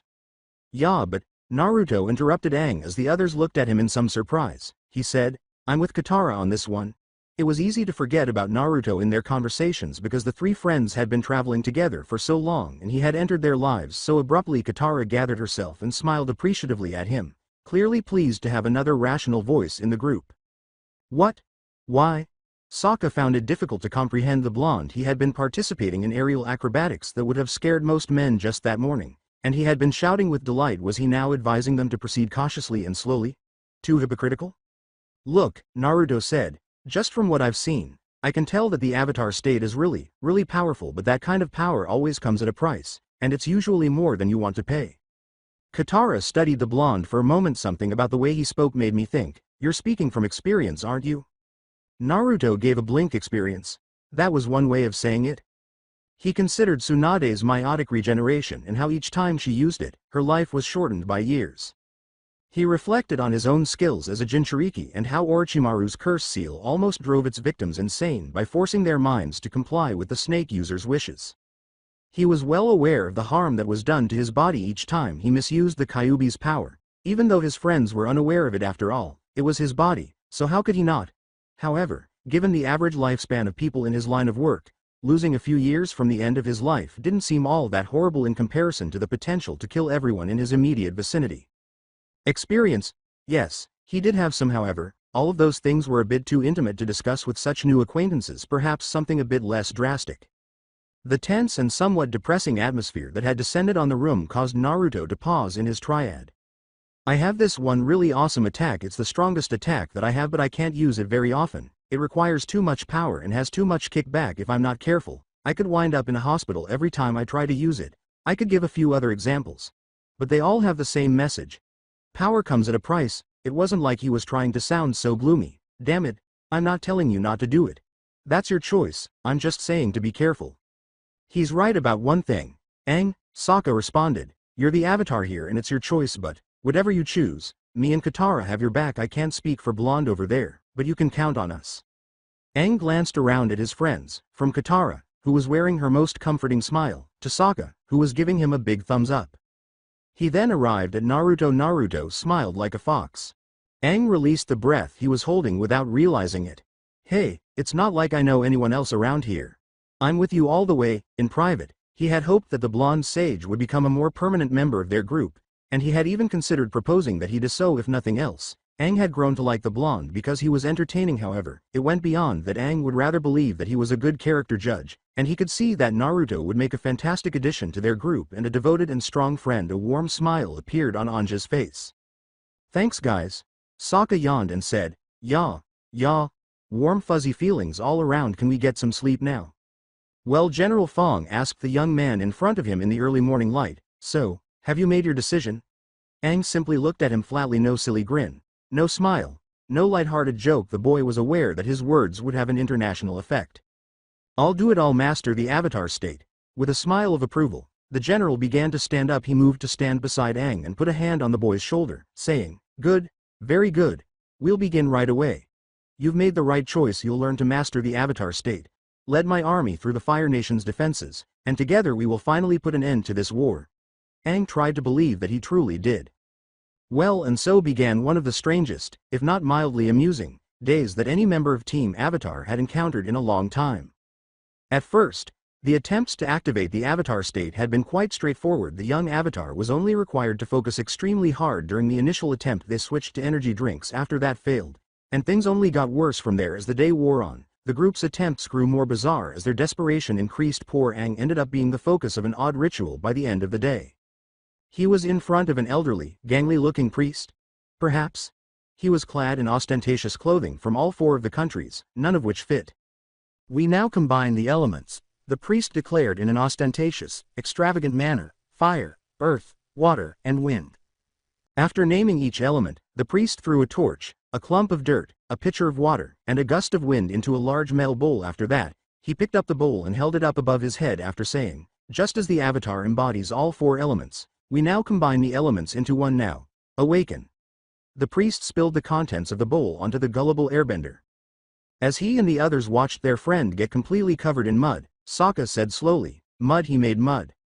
With optimism, the priest said, "Well, anything?" As Aang appeared to react, everyone in the room tensed and ducked quickly when he let out a powerful, airbending sneeze. Team Avatar members managed to dodge their friend's violent spray of filth. The priest was not so fortunate. Naruto declared bluntly, "Well, that was a bust." General Fong moved forward as the now dirt-encrusted priest departed. "It's getting late. Go to bed, and we can try again tomorrow." Well, the darkness was unnaturally dark, very dark. Aang tried to get a sense of his location by looking around. He noticed that whatever he was standing on was made of metal when he looked down at the ground. From that point on, the darkness began to fade and his surroundings gradually became visible. He was standing on a Fire Nation ship's deck. But hold on, when he had fallen asleep, hadn't he been in a fortress in the Earth Kingdom? How did he end up on an enemy ship in the middle of the ocean? Was he taken prisoner? What had become of his friends, if any? Had they managed to escape, or were they being held below deck? A bright light caught his attention before he could properly investigate the situation. When the avatar looked up, he saw the most unexpected thing. He himself hung high above him. The face that looked down at him, however, was different from the one he was accustomed to seeing in his own reflection. The eyes and tattoos on his duplicate, because he was at a loss for a name, radiated an unearthly light. The boy came to a realization. It makes sense why Naruto and Katara were reluctant to use its power. Is this what I look like in the avatar state? A massive mass of water and ice, shaped like enormous fish, was suspending the duplicate. As the darkness faded even more, it reminded Aang somewhat of the form he had used at the North Pole. However, why was it up there? What was happening? The duplicate suddenly started to move. Aang was overcome with fear and was only able to observe as the duplicate slowly raised its arm before bringing it down with a forceful swing. Well, Aang was startled out of his slumber by his own frightened cry. Aang's breathing was rapid and irregular as he looked around him frantically. He briefly feared that he was still on that ship because it was dark. However, he was relieved to find himself securely in bed as his breathing slowed and his eyes adapted to the darkness. It had all been a horrible nightmare, and he could tell his friends were safe and sound asleep by the sound of deep breathing throughout the room except for one. Sokka's voice called out through the darkness, "Aang, you okay?" There was a pause before someone said, "Yeah, it was just a bad dream, Sokka?" Aang could tell by the groggy response that his friend was barely conscious. "I don't think we should be doing this, trying to trigger Avatar state, I mean." "Okay." Aang could only grin in response. He had no idea what to anticipate. Perhaps Sokka should argue with him in an attempt to persuade him to continue. However, his answer was simply far more like Sokka's. Aang thought of something else. "Do you think General Fong will be mad?" It was almost as if Sokka shrugged his shoulders.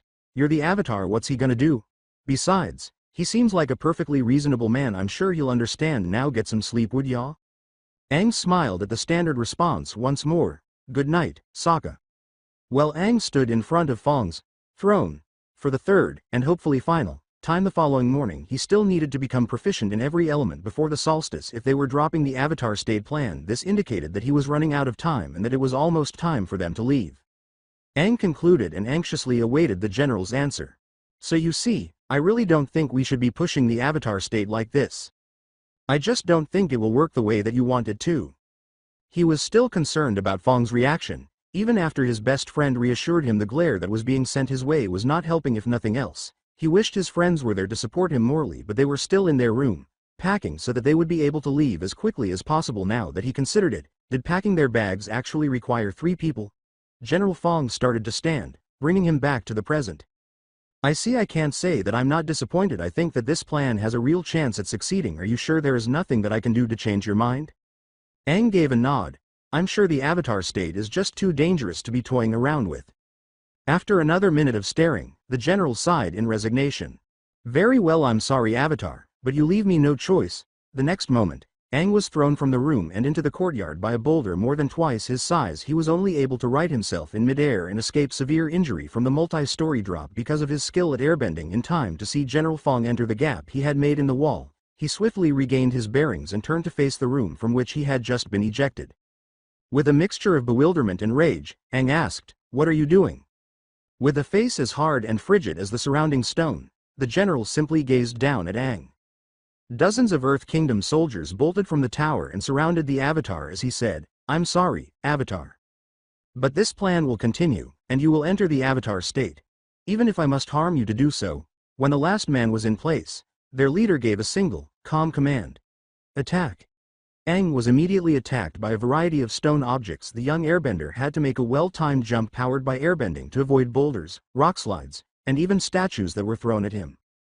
Aang landed just outside of the ring that had encircled him and moved to escape, but was stopped when the Earth Kingdom symbol that he had been standing on erupted from the ground and pulled him back to the group of assailants. He chose to run with the stone that now trapped him rather than struggle against it, giving the symbol enough room to slide out and away.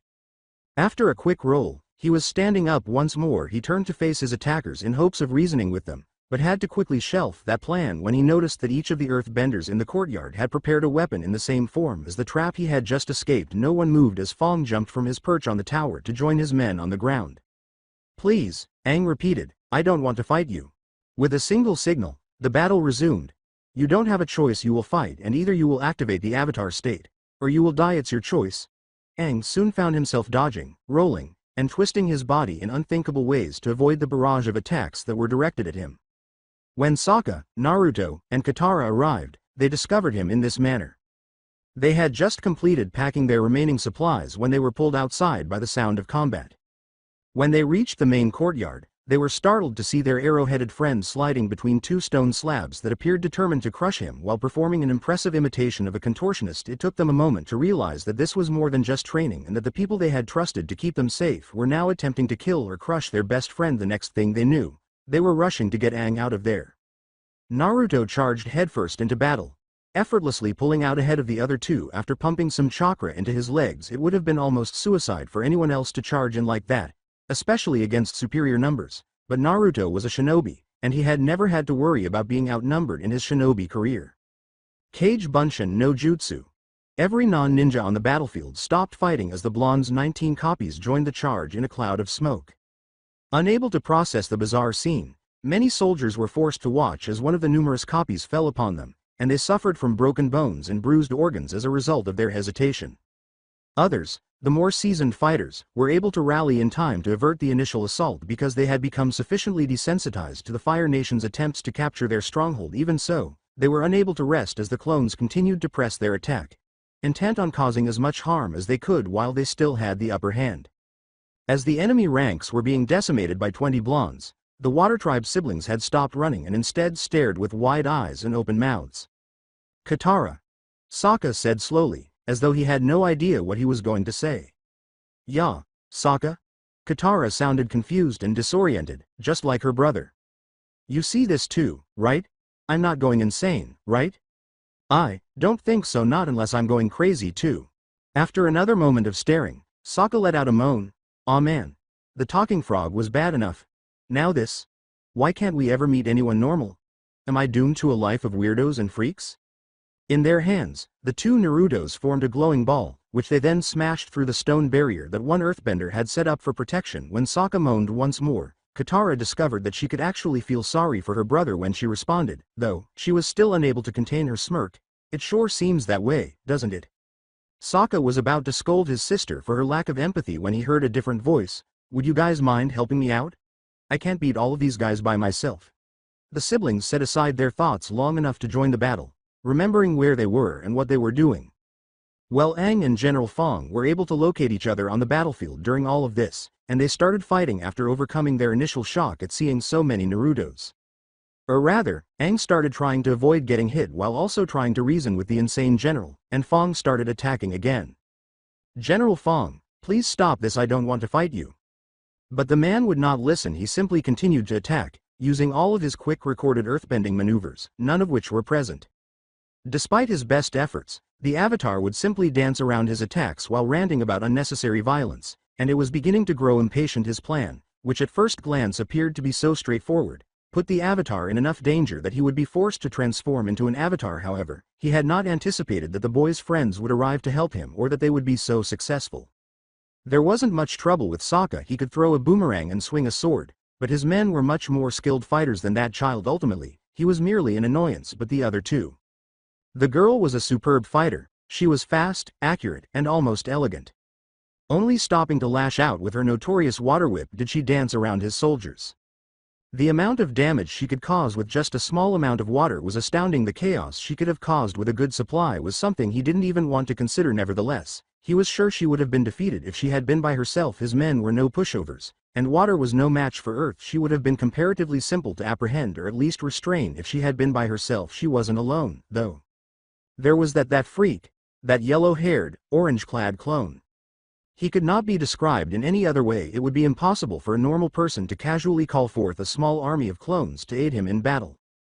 How in the world does someone acquire skills like that? As a general, Fong had traveled the world and witnessed many oddities, but he had never once seen anything like this. It was a dangerous ability to be able to call forth reinforcements so quickly. The clone's ease of destruction appeared to be his only hope. The clone would simply vanish in a puff of smoke with something as simple as a glance. The majority of the force the boy created was swiftly neutralized when you consider earthbending's innate propensity for widespread devastation. However, it still caused a good deal of harm and balanced the numbers enough to prevent them from being overpowered. It was a risky ploy, all right, and General Fong was aware that he had to get things done quickly to avoid losing control of the situation. The Avatar, however, was simply too good. The child was too nimble to hit, even if he never attempted to strike back.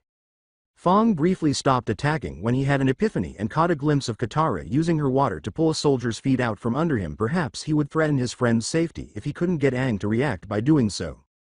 General Fong abruptly halted his unrelenting attack and merely put his hands back at his sides, causing Aang to blink in surprise in the hopes that the battle was finally over.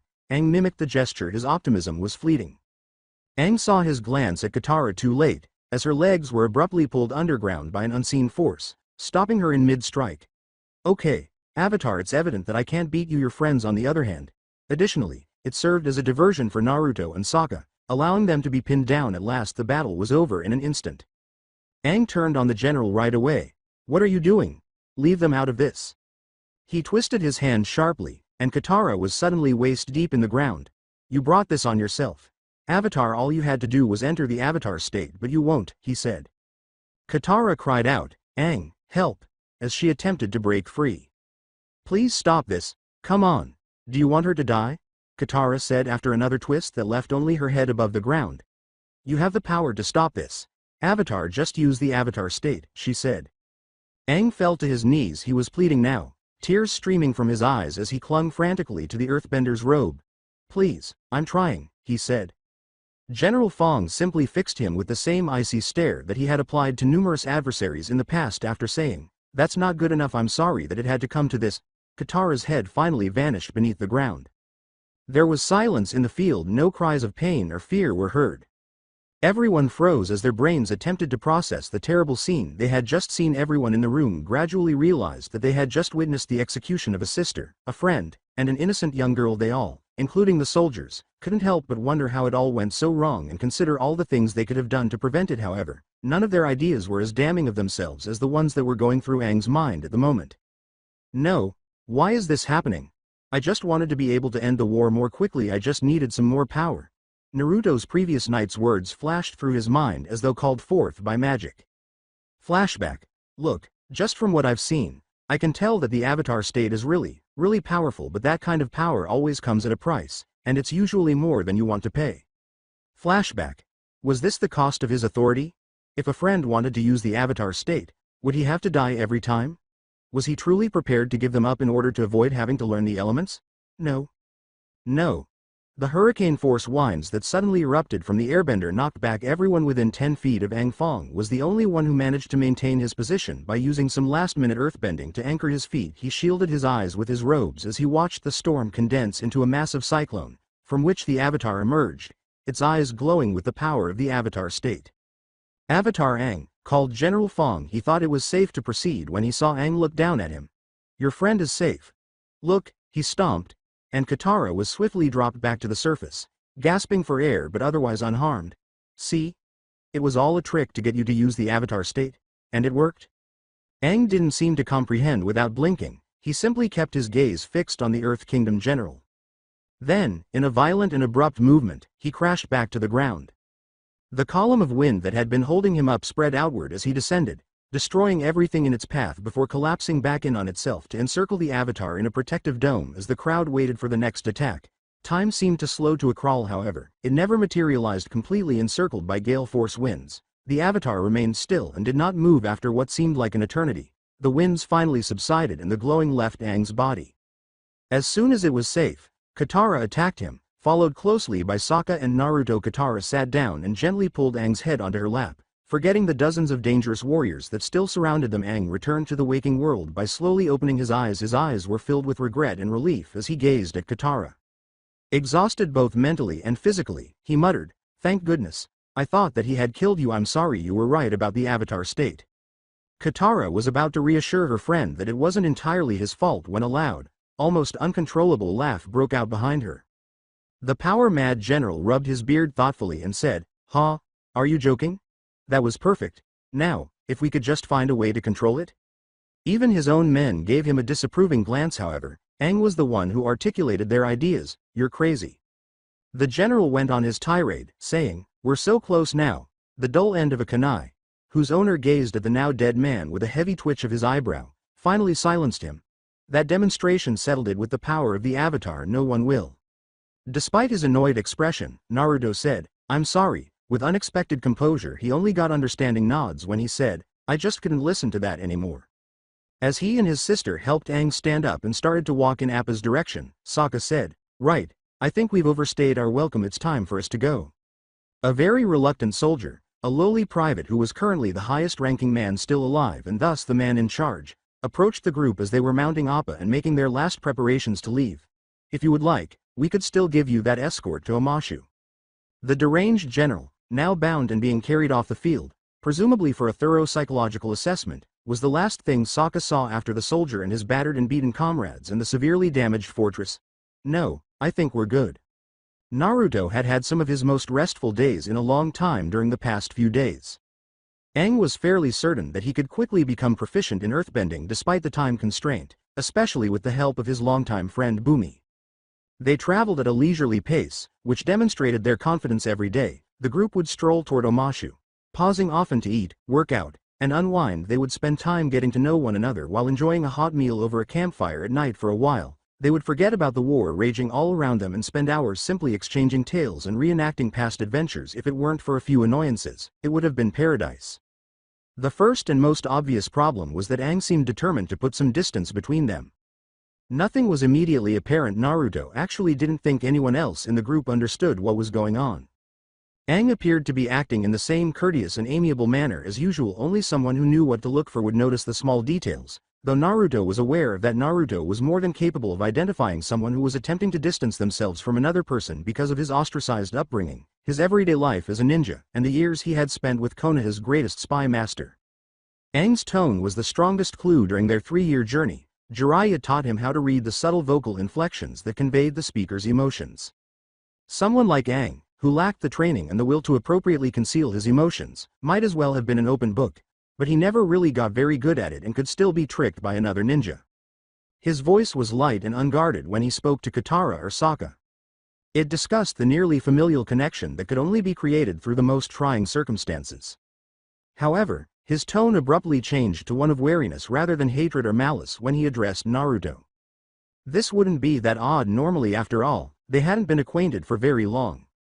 However, caution had not existed previously. Most people in the elemental nations would have called Aang a fool for being so frank and amiable when they first met, but Naruto thought it was refreshing. However, the young airbender had an abrupt change of heart after they had escaped from General Fong and his men after the first day. Naruto gave up trying to think of anything he could have done to merit such a change and chose to simply give Aang some space. If it later became an issue, he could always confront the child. Compared to the first problem, the second one was infinitely more annoying but less concerning. It seems that Sokka had a sort of personal epiphany after the recent battle with the Earth Kingdom army. He was terribly underarmed for the enemies they were up against.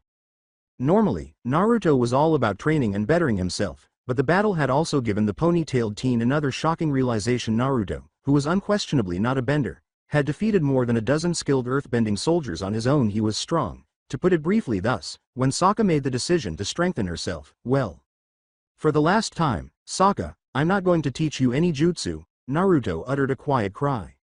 Honestly, if I have to explain this one more time, I'm going to scream.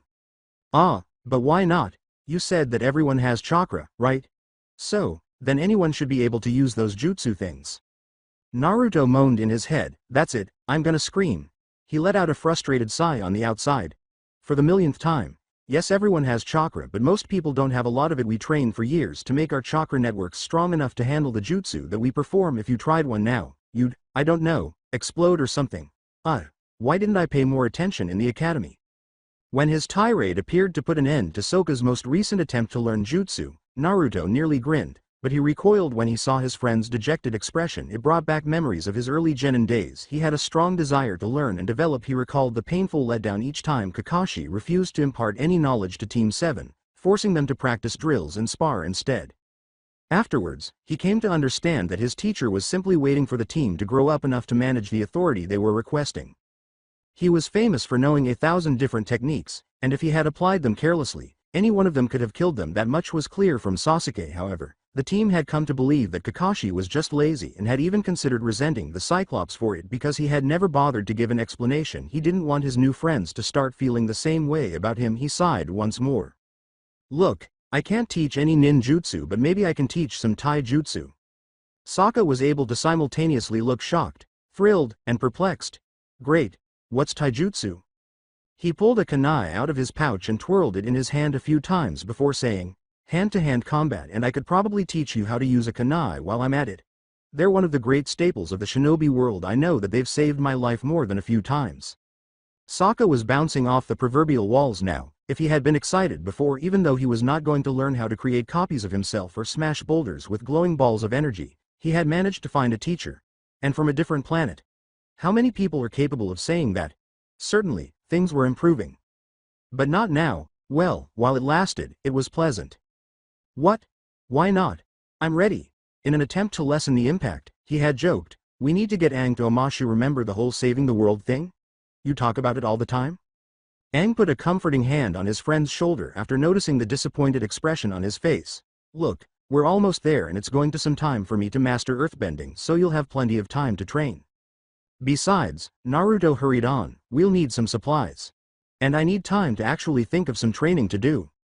After several hours in one extremely perplexing tunnel, the group found themselves facing an entirely different Omashu. A huge statue was visible in the distance. Fire Nation banners covered the once proud symbols of the Earth Kingdom. Smoke rose from several factories and filled the city with an unpleasant smog, and metal buildings stood out sharply against the otherwise stone architecture. Each of these items conveyed the same heartbreaking news: the Fire Nation now possessed Omashu. The gem of the Earth Kingdom, Omashu, was down. No, Aang uttered the word in a barely audible whisper. However, it was audible in the quiet that had descended upon the rest of the group. A single sentence that succinctly summed up everyone's thoughts was, "This can't be happening." Even Naruto, who had only heard tales about the city, was unable to fully comprehend the reality. Like the earth from which it was carved, Omashu had always appeared to be impregnable, much like the king who had ruled it. Oh, no, Bumi! Aang's horror dawned on him. Guys, we need to get in there. Though he should have seen this coming, Sokka still shouted in startled shock, "What, are you crazy? Look at that banner." He gestured to the Fire Nation symbol that now loomed over the city's main gate. "That's the Fire Nation. If we go in there we'll be captured for sure." Aang didn't even blink, let alone recoil. He simply looked Sokka in the eyes, allowing his determination to be seen. "Please. Bumi is in there. I can't just abandon him. I have to do something." As they continued to argue back and forth, each attempting to persuade the other to agree with him, Naruto sat back and observed. To be honest, he had to concede that Sokka's reasoning was more logical. The group was captured at least once in a number of the stories he had heard. He could understand the reluctance to enter enemy territory with their best chance of winning the war, given their dismal record, but Aang's argument struck a special chord with him. Those who break the rules are trash. Those who abandon their comrades are worse than trash. It had remained with Kakashi to this day, having been his first lesson to Team 7. As he had done countless times before, Aang was going to put his life in danger to save a friend, and his friends were telling him how bad the idea was. As his friends had done so many times, he was already aware of how this discussion would conclude. "Why don't we just move things along?" Naruto approached Aang from behind and gave him a firm pat on the back, almost toppling the poor boy and putting an end to the argument that followed. He exclaimed, "Right. Count me in," with a smile. Sokka appeared bewildered and helpless, while Aang appeared appreciative. He needed someone to see reason. "Damn it. What? Why do you care? It's not like you know the guy or anything." "Okay, so perhaps that came out a little harsher than he had intended. Look, I get where you're coming from, but Aang wants to save his friend in my book. There is no better reason to risk your life," he continued. "Besides, I've done things a lot crazier than this. At least this time I can say that it was someone else's idea." Sokka let out a defeated sigh. Katara's bleeding heart would never allow her to leave without at least attempting to assist, and Aang was determined to enter Omashu. His last hope had been Naruto. For the first time in the conversation, Katara tried to cheer Sokka up by saying, "Come on, Sokka." Like Naruto, she had anticipated that Aang would ultimately prevail. Her brother was too devoted to let him go on his own, and Aang would never desert someone in such a way. She was happy to see that Naruto shared her loyalty. He had joined their group, and that was just one more reason to be happy. "You know that we can't just leave. We need to at least find out what happened. Think of it as reconnaissance." The tension abruptly subsided when he said, "Okay, but don't come crying to me when we all get captured again." "So, how exactly are supposed to get in there anyway? I really don't think they'll just let us walk through the front door." The knowing glance his friend shot him did not reassure the Water Tribe warrior. "Well, you're joking, right? Please, tell me that you're joking." Sokka begged when Aang suggested a different route into Omashu. He wasn't sure what he had in mind, but it was far superior to a sewer. He really didn't want to think about what was in that sludge that had poured out of the pipe when Aang had removed the lid, and the smell was enough to make him gag. His cries went unanswered, and the group simply said, "Let's go," before going into the sewer pipe. Leading the way, Aang carved his way through the sludge with his airbending Katara, who also managed to stay dry, followed suit with her waterbending. Although Naruto would still have to cope with the memories, sacrificing a clone and using it as a shield was preferable to going through the ordeal with pain. Wave after wave of sludge swept over Sokka, who had nowhere to hide. What was in the slime was the last thing he wanted to know. After what seemed like hours, Naruto, Katara, and Aang emerged from the sewers and onto the streets above, completely dry and clean. A slime-covered clone of Naruto and an equally filthy Sokka followed right away. After glancing at his clone, The real Naruto inhaled deeply and motioned for the clone to vanish. Naruto was attacked by the plethora of memories and feelings that his clone had endured on his behalf, even as the slime, its support now gone, fallen to the ground. Before the shiver turned into full-blown gagging, he quickly suppressed the memory of a particularly unpleasant taste that was worming its way through his mind, causing him to shiver. Initially, Kakashi had taught him memory suppression to help him deal with his frequent use of shadow clones. He was the best at using this very helpful technique, but the memory feedback was risky, especially when used in large quantities. Its absurd chakra requirements weren't the only reason it was called a kinjutsu. It was also demonstrated that the continuous flow of additional memories could result in memory overload, which frequently led to blackouts and even irreversible brain damage. He could wait and process the information at a pace that his brain could process by suppressing the memory, or in this case, hopefully forget about it completely when he got home. He would need to remember to thank his teacher once more for the technique. Ahem, Sokka said, clearing his throat to highlight his own sewage-covered body rather than the now shapless puddle on the ground. A little help here? The group asked with sheepish smiles. Right, sorry.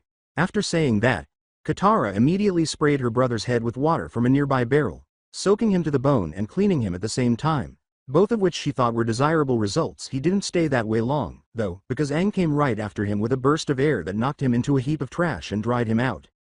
Sokka muttered, "Gee, thanks." However, his tone was not one of gratitude. It took him a moment to notice that he was still the center of attention for everyone. What? Slowly, as if he were trying to prevent a panic, Naruto said, "You've still got a little something on your face." That only made him more anxious. He reached slowly for his face and immediately freaked out when he felt something slimy and smooth that was definitely not supposed to be there. He kept screaming, "Ah! Get it off! Get it off! Get it off!" While attempting to get rid of the weird octopus-like creature that had affixed itself to his face. However, the object resisted release, and Aang had to save him. "Calm down, Sokka," Aang said. His laughter barely contained. He reached out and scratched the creature's side, causing it to release its captive, saying, "It's a little pentapus." With a noncommittal grunt, Sokka rubbed the marks left on his cheek and said, "See? It's completely harmless." "Hey!" the group exclaimed as they turned to face a squad of soldiers who were now running in their direction. "What are you kids doing out here? It's long past curfew and all citizens are required to. Hey, what's wrong with his face?" At that moment, Katara had a brilliant idea, and before the boys could finish covering Aang's tattoos and say something foolish, she moved forward in a remarkable display of cooperation. The other three immediately stepped into character.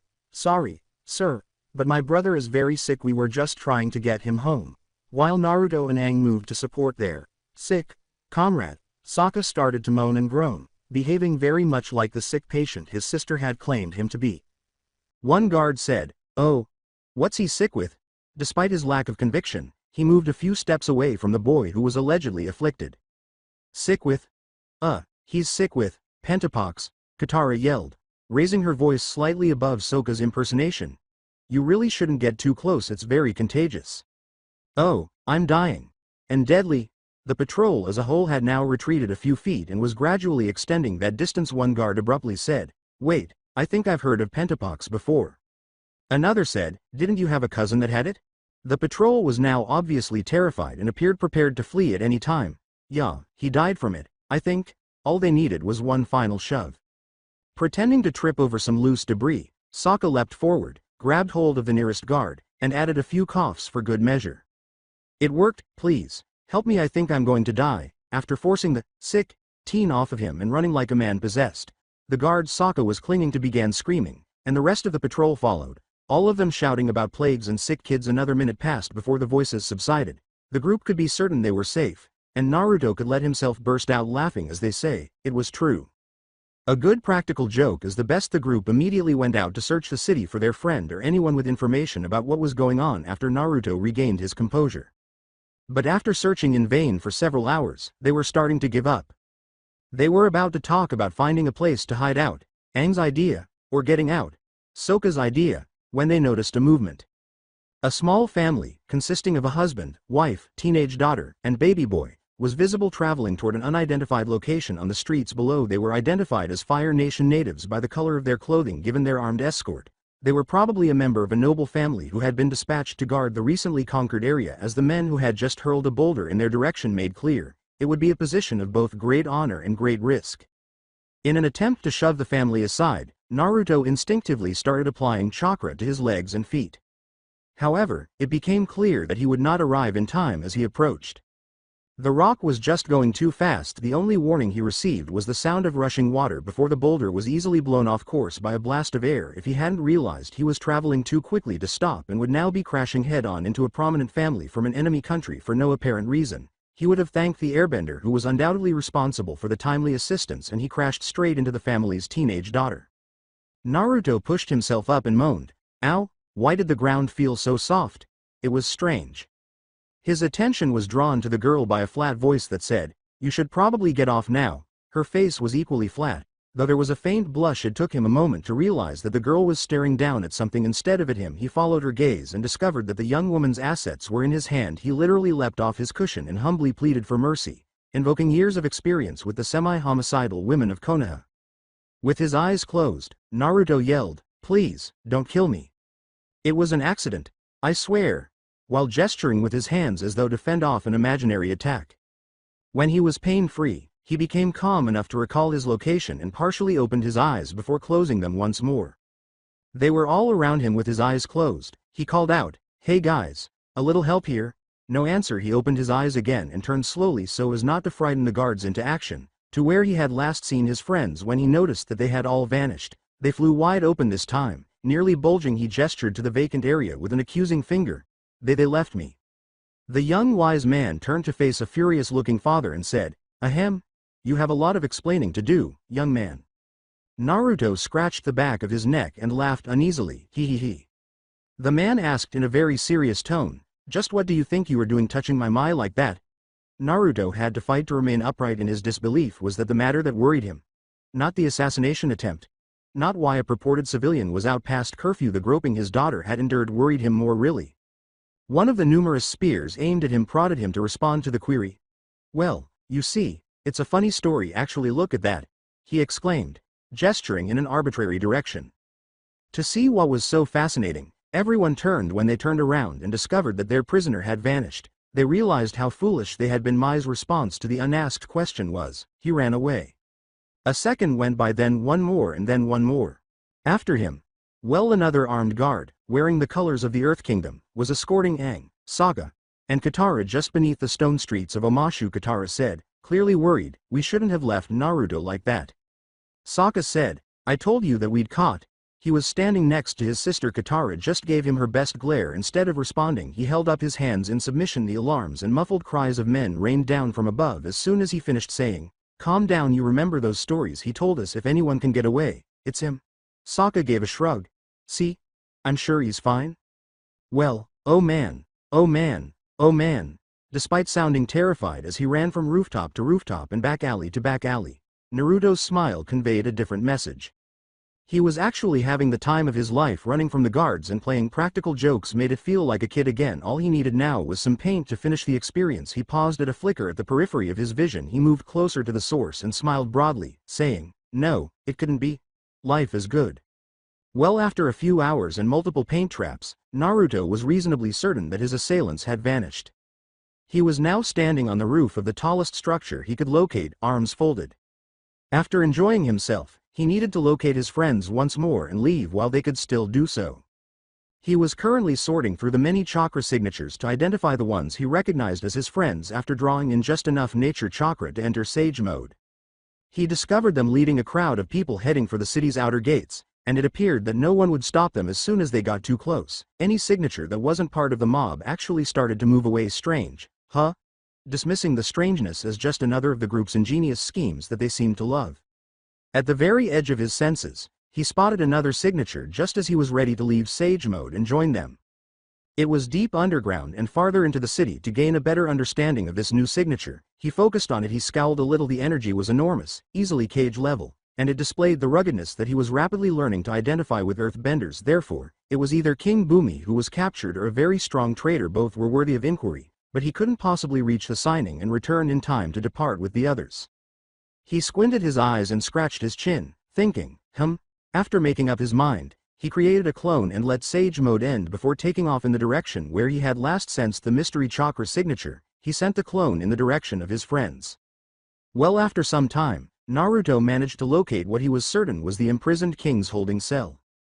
It appeared to be an ordinary building on the outside. However, its contents were revealed by the numerous armed guards stationed inside and around it.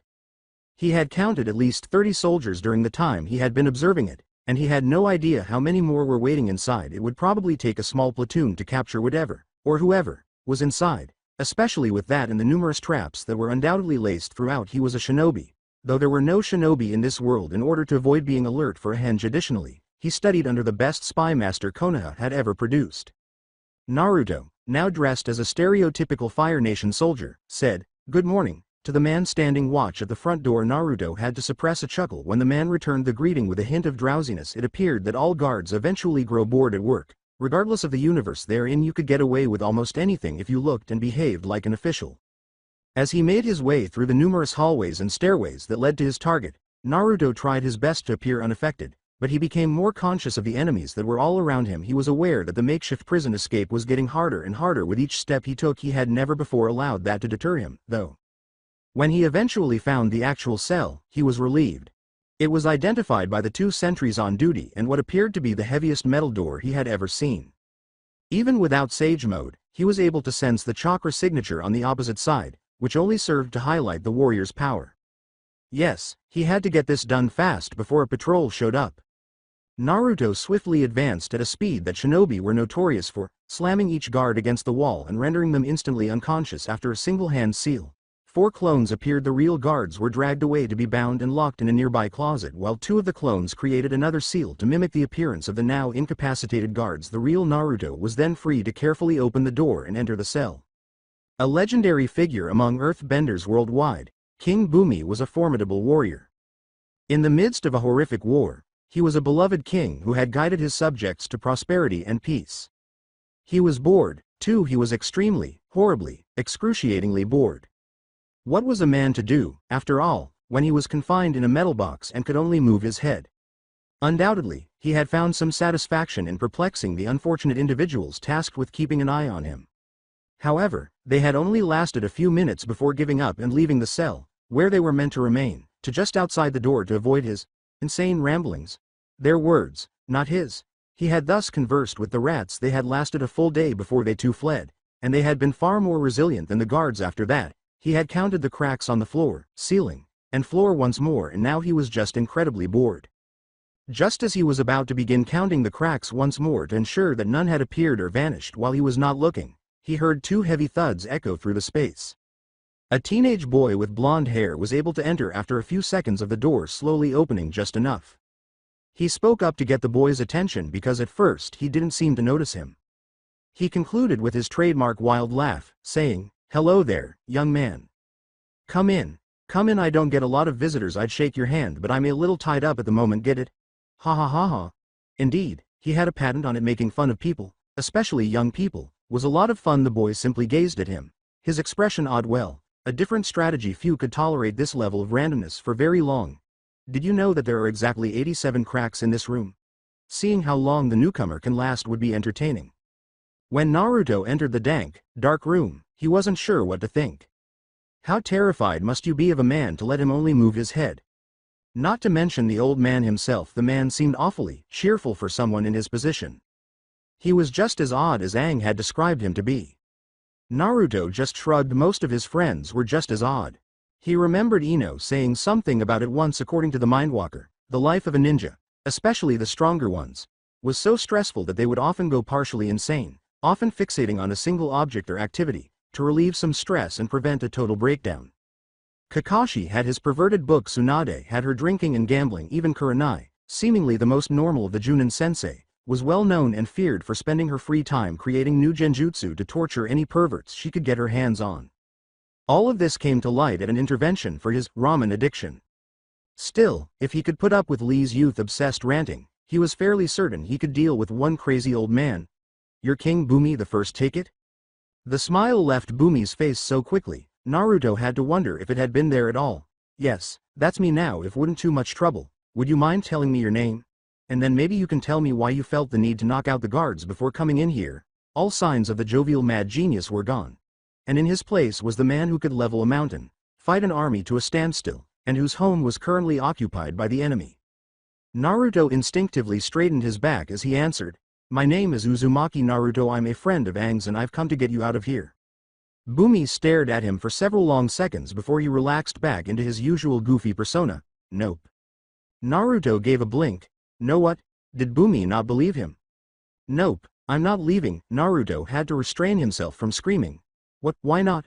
Forget that the old man was passing up the opportunity to escape captivity. He had taken a huge risk by breaking into this fortress. "This is my city and I will not abandon it. The time to liberate Omashu will come, and I will be here to greet it. Until then, I will wait." Naruto felt his respect for the man, no king, in front of him rise to new heights.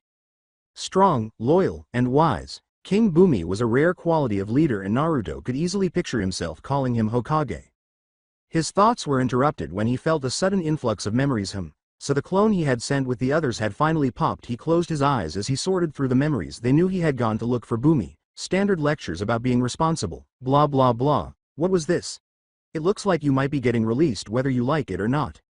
Oh, it looks like Aang and the others were able to get your people out of the city, but they seem to have picked up an extra somehow. One of the children from the family that was sent to watch this place got carried away in the rush. They're gonna trade you for the kid.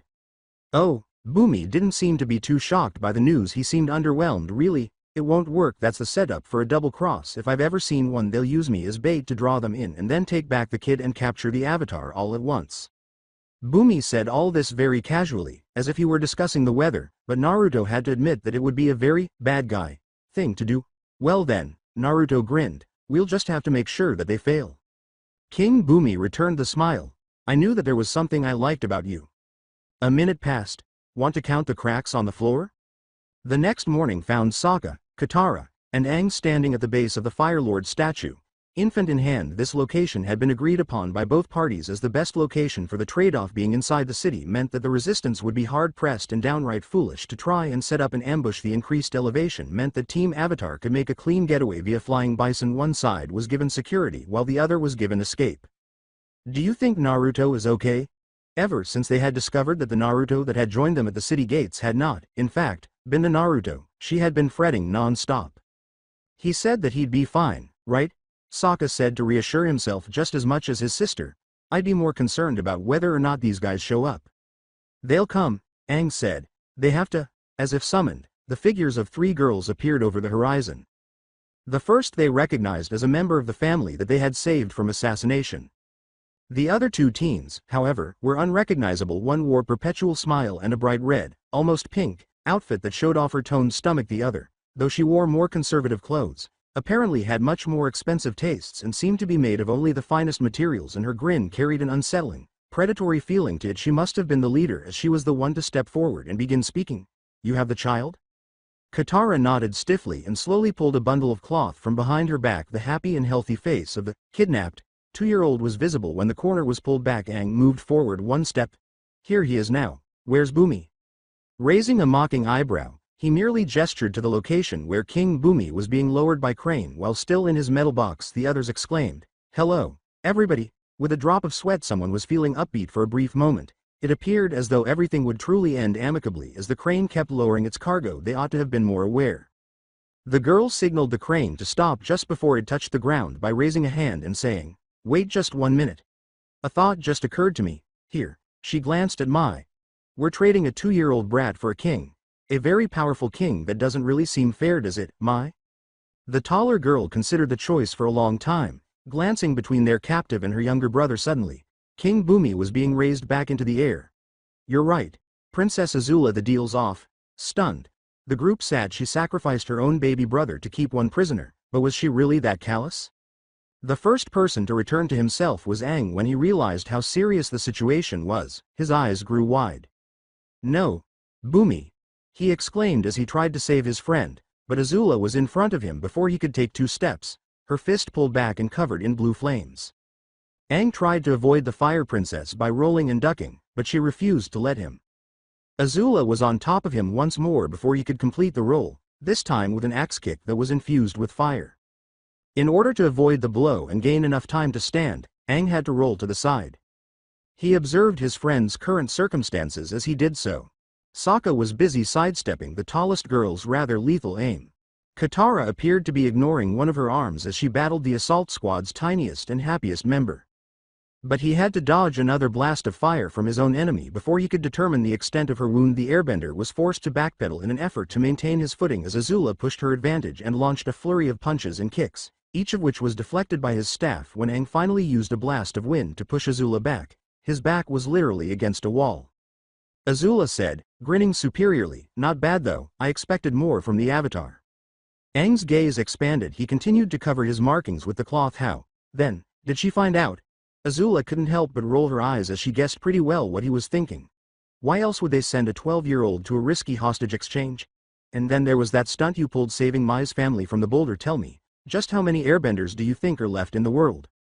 The ground beneath Azula's feet exploded into a mixture of metal and wood shrapnel, sending her hurtling skyward before she could regain the initiative. What had happened? The Fire Princess was momentarily shocked. How could someone have gotten so close to her, prior to gathering herself and straightening herself in midair? The hows, whys, and whos weren't crucial. The only thing that mattered was that she would hold the person accountable for obstructing her path.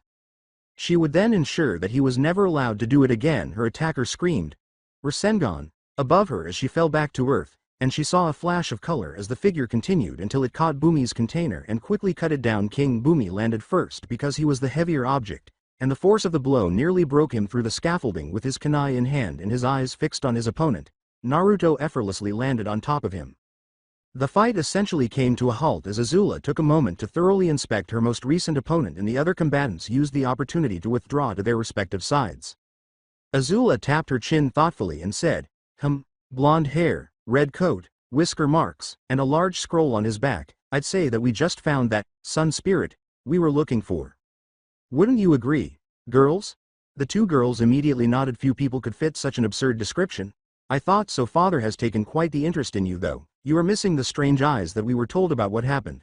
Sun spirit, do your eyes have some special purpose, or is this just the latest fashion craze?" Naruto gave a blink. He glanced around before pointing at himself and asking, "The sun who now? Are you talking to me? Wait, what would some old guy want with me?" Azula's eyes narrowed perilously. "He is not some old guy. He is the Fire Lord, and that makes me the princess. You had better remember that when addressing me." Naruto simply rolled his eyes and positioned himself in a combat position. Another haughty royal type was exactly what he needed. "Snobby people, please try to force your beliefs down my throat. What was it about him that said that? Right, I'll try to remember that. So what does the great and mighty Fire Lord want with the likes of me?" A flash of anger appeared behind Azula's eyes, but she swiftly put an end to it. The boy was obviously a moron and unworthy of her wrath.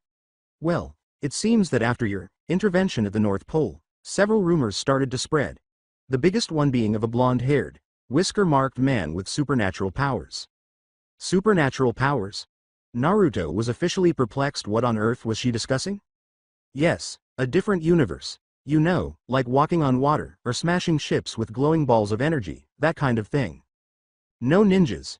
Anyway, some people started saying that you were the sun spirit in the flesh, and that led to all sorts of unpleasant conclusions. After all, if the sun spirit was angry enough to help the water tribe of all people, then surely the Fire Lord must have done something terribly wrong. People were beginning to question Father's leadership, and that's not good for anybody. So, he asked me to find you and either bring you in, or kill you personally. I prefer the latter.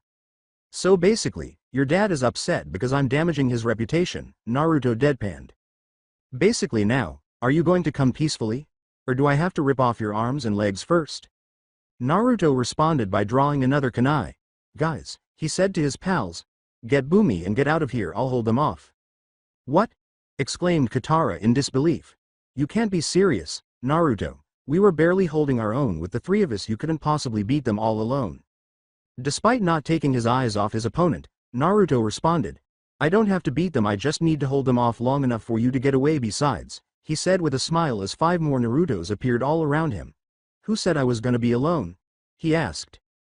Katara sought support from the other boys but got none and said, we need to get King Bumi out of here, Katara. She appeared prepared to object once more, but Naruto interrupted her. This time, he turned just enough to give her his most comforting smile and said, relax, I'll be fine. I'm not gonna die before I become Hokage, remember? At last, Katara nodded stiffly in agreement. Katara touched the real Naruto's shoulder while Aang and Sokka relocated Bumi to a nearby track. She pointed to Ty Lee and said, okay, but please be careful, okay? And watch out for that one. I don't know how she does it, but after just a couple of hits, she took away my bending and made it so that I could barely move my arm. Don't let her get too close. With just a nod, they parted ways shortly after. Aang threw Bumi down the track and followed. Appa was followed by Katara and Sokka. Naruto then returned all of his focus to the stunning yet lethal women in front of him. With a raised hand, Azula stopped Mai and Ty Lee from pursuing them as she and the others took their fighting positions. Azula remarked, "Don't bother, I've doubled the security all around the city, they won't get far. Besides, Father was very clear that he wanted the blonde over there. The Avatar can wait. Your girlfriend is right. You know you should have run while you still could." As an afterthought, he added, "I've never have been one to run from a fight. Why start now? And she's not my girlfriend." For an additional moment, they gazed at each other, anticipating the other's next move. Unexpectedly, Mai was the first to unleash a barrage of knives. Two of the clones advanced and used their kunai to block the attack. While the other three moved to occupy Ty Lee, they moved to engage Mai. Azula and the original Naruto squared off. Naruto chose to start off in a straightforward manner, charging in with his fist outstretched for a haymaker. However, as he approached within striking distance, Azula struck out with her own fist, which, when fully extended, released a burst of fire. Naruto rolled to escape the lethal flames, just as Aang had done only minutes before. However, in contrast to Aang, he pushed and uncoiled his body like a spring when his hands touched the ground halfway through the roll. The outcome was a kick that focused all of his body's force on the princess's jaw. She may have been able to lean back just enough to avoid the devastating blow due to instinct alone, but her prodigy skills allowed her to seize the moment and grab Naruto's leg in mid-extension. She was shocked to see that the orange-clad warrior had a similar smirk on his face as she looked down to give him one. At that moment, Naruto delivered an improvised axe kick with his other foot. He was unable to deliver the blow with much force because of his awkward position, but it was still enough to make Azula release her grip, and she could still feel the wind as the foot passed. After a brief separation, the two clashed once more. Well, the Naruto clones, meanwhile, were struggling against their rivals. They had made an effort to keep the two girls apart, but they soon realized why they were so determined to find each other. They were dangerous on their own, but when combined, they were practically unstoppable. While the other favored ranged weapons, the first specialized in hand-to-hand combat. They were a perfect match for each other's shortcomings. Ty Lee's oddly Hyuga-like attacks would pop any of them almost immediately if they came near. That's what happened to the first one. Anyway, they had to avoid a barrage of sharp projectiles, many of which were directed at a more vulnerable area of his body. If they attempted to keep their distance, one of the clones had had enough after eluding yet another attempt at castration.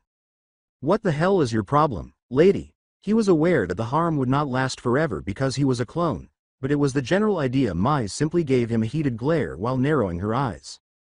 An epiphany struck one of the clones. A look of realization struck each clone's face, and Mai's face turned pink. "Wait. This is about when I ran into you, isn't it?"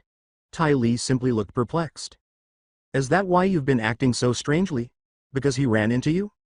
Out of the corner of her eye, Mai looked at her friend, silently hoping the conversation would end, but she knew she wouldn't be that fortunate. "Not quite, it's more about the way he ran into me." Ty Lee's expression changed from a wide smile to a pout. "Really? Because I've never seen you try so hard at, well, anything. Really, it must have been pretty bad if lucky." Mai gave the girl her whole focus regarding the hyperactive trapeze girl. It seemed ridiculous but not completely out of the question. "You think it's lucky to be grabbed by a complete stranger?" Naruto blushed as he said, "Well, you have to admit he is pretty cute." "Whatever, can we just get this over with?" The other four clones exchanged glances. The original would have to fight all three girls at once if they were popped. He was having so much trouble with that Azula girl that he was unlikely to be able to fight them all without going to extreme lengths. They were in urgent need of a plan. They silently agreed by nodding to one another. They split up into two pairs and soon produced two Rasengans. The non-Rasengan with the clones in front of them charged in single file. The lead clone moved closer, easily deflecting the knives thrown at him. The clone was nearly instantly struck by a tiny fist directly over his heart in a repeat of their initial attempt in its last moments. However, the clone took hold of Ty Lee's hand and let one of his brothers leap off his back. Holding Rasengan, the clone landed on the opposite side after flipping from either side. Two Rasengans closed in, one targeting the knife thrower and the other the circus performer. However, that was not to be.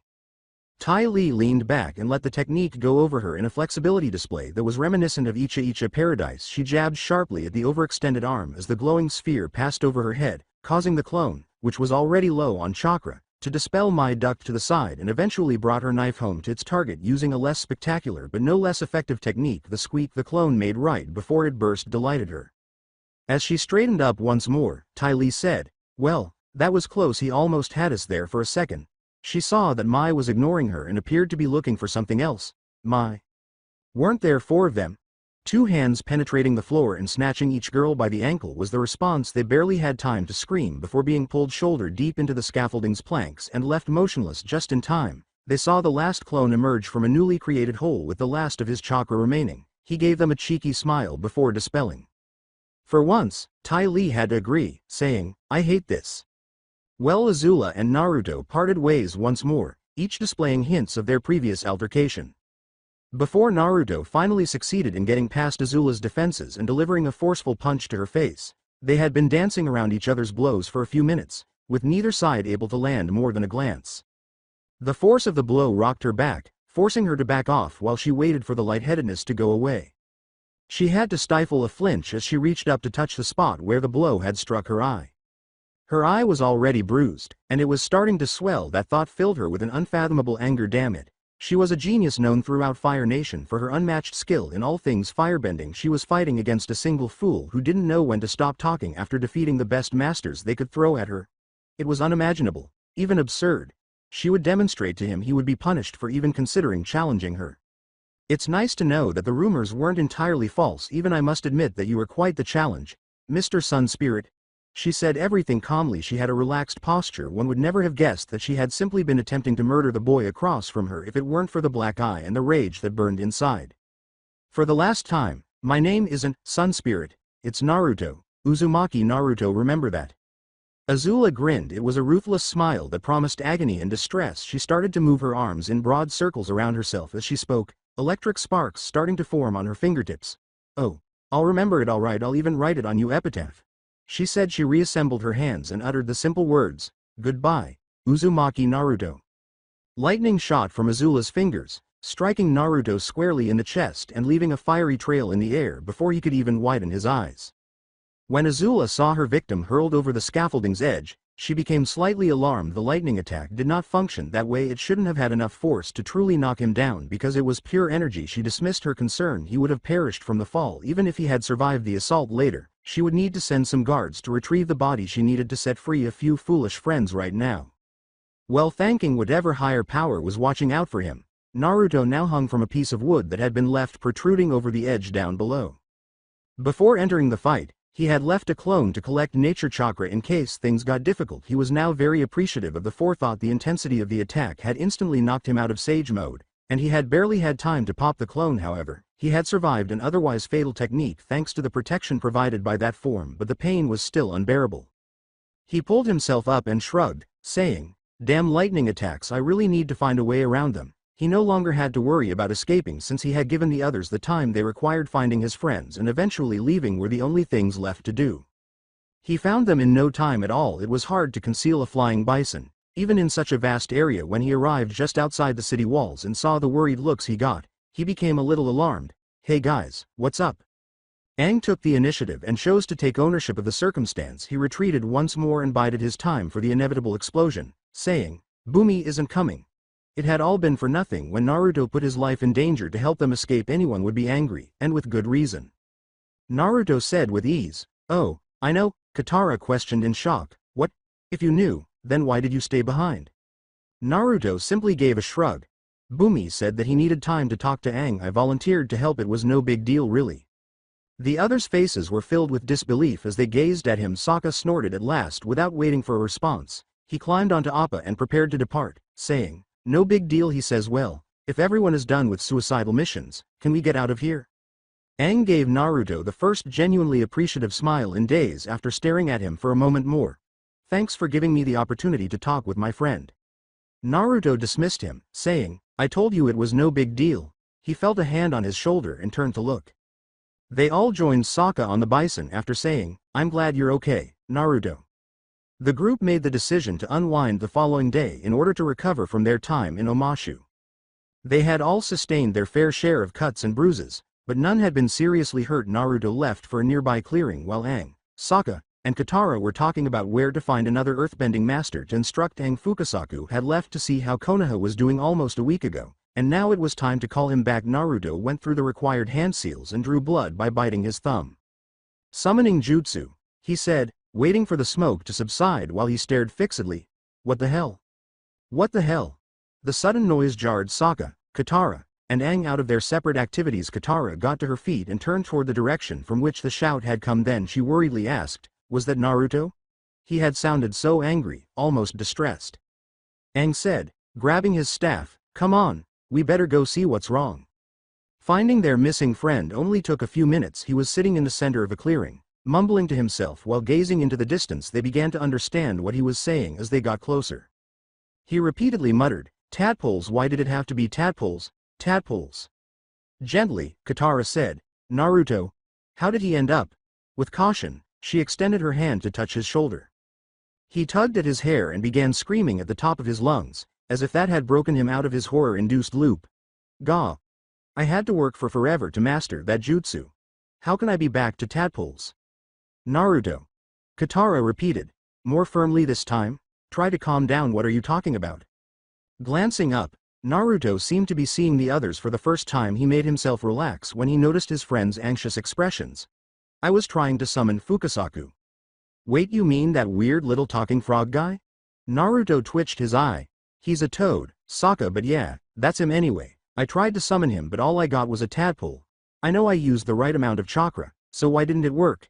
he concluded, glaring at the alleged location of the offending creature. The others merely exchanged glances. Their combined ninja skills were limited to what Naruto had taught them, and what they had witnessed him perform summoning was far superior to them. Nevertheless, Aang, always willing to lend a helping hand, offered the only suggestion he could think of. "Has something like this ever happened before? The last time I summoned a tadpole was when I first signed the contract, but back then the problem was too little chakra." Naruto went through the hand signs without saying anything more. His friends winced in sympathy for his fingers as he bit his thumb. Summoning jutsu.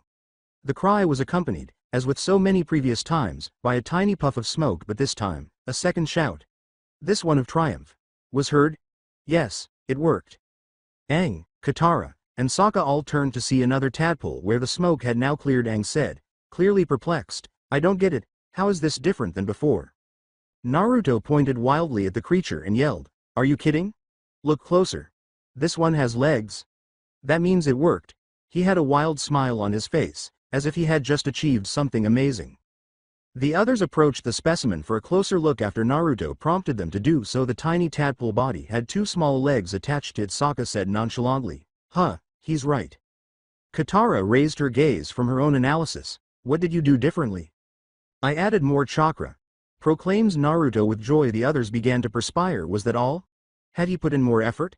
He started performing the jutsu with newfound vigor after saying, "Don't you get it? That means that I'm just not using enough chakra. If I can put enough into the jutsu, it should work again." He was certain that he would be able to call forth Fukasaku by the end of the day. After several hours, the sun had already sunk below the horizon, and Naruto had only managed to conjure a marginally bigger tadpole. Summoning jutsu. "Damn it, not again. Okay, one more time." Summoning jutsu. Katara exclaimed as she saw the pattern recur. Naruto would try the jutsu, fail, and then try it again. She was left to supervise Naruto's efforts after the boys left because they had grown tired of seeing their friend metaphorically, and occasionally literally, slam his head against a wall. In all honesty, she was a little bored herself after the first dozen times. The novelty of things appearing out of thin air had faded, but she reasoned that someone had to stay and ensure Naruto didn't push himself too far in relation to that. "Naruto, maybe you should call it a day. It is getting close to dinner time." After his most recent attempt, Naruto got to his feet. "Huh, but I almost got it." Gazing at the small creature that had just been called forth, Katara began to perspire. "That's his idea of almost got it. It's almost exactly the same as the first one." Turning to Naruto, she responded, "Still, we'll be heading out again tomorrow. You should get your rest." Naruto wanted to argue with her, telling her about his amazing healing rate and all the times he had trained himself to exhaustion only to wake up the following day as if nothing had happened. The expression in her eyes stopped him from telling her everything. He was quite familiar with it at one point or another. Every one of his friends had used it on him. He had never once won an argument after receiving that look, which conveyed the message, "I won't back down, it's for your own good." A sigh went through his throat as he accepted his fate. He knew he couldn't win, but that didn't mean he couldn't try. "Aw, come on, Katara.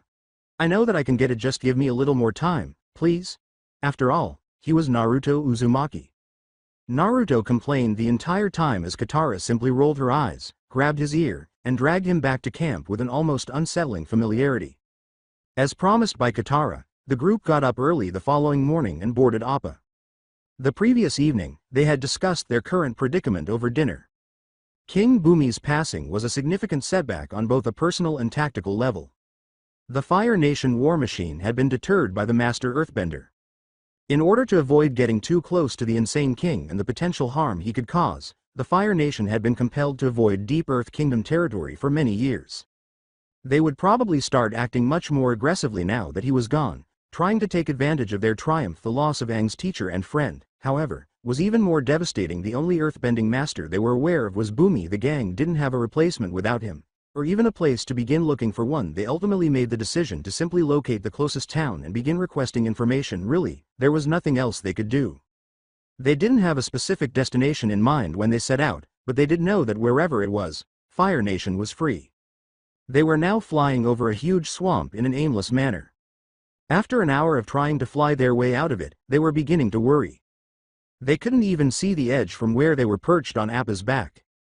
It was dangerously easy to wander because there was nothing but a sea of trees in every direction. They had been keeping a close eye on their surroundings out of concern that they might begin to travel in circles, and as the minutes stretched into hours, their worries appeared to be more and more justified. Even though it probably didn't seem like it at the time, they didn't get a lucky break until they had been wandering for 6 hours in a row. Sokka hesitantly said from his seat, Guys? What?"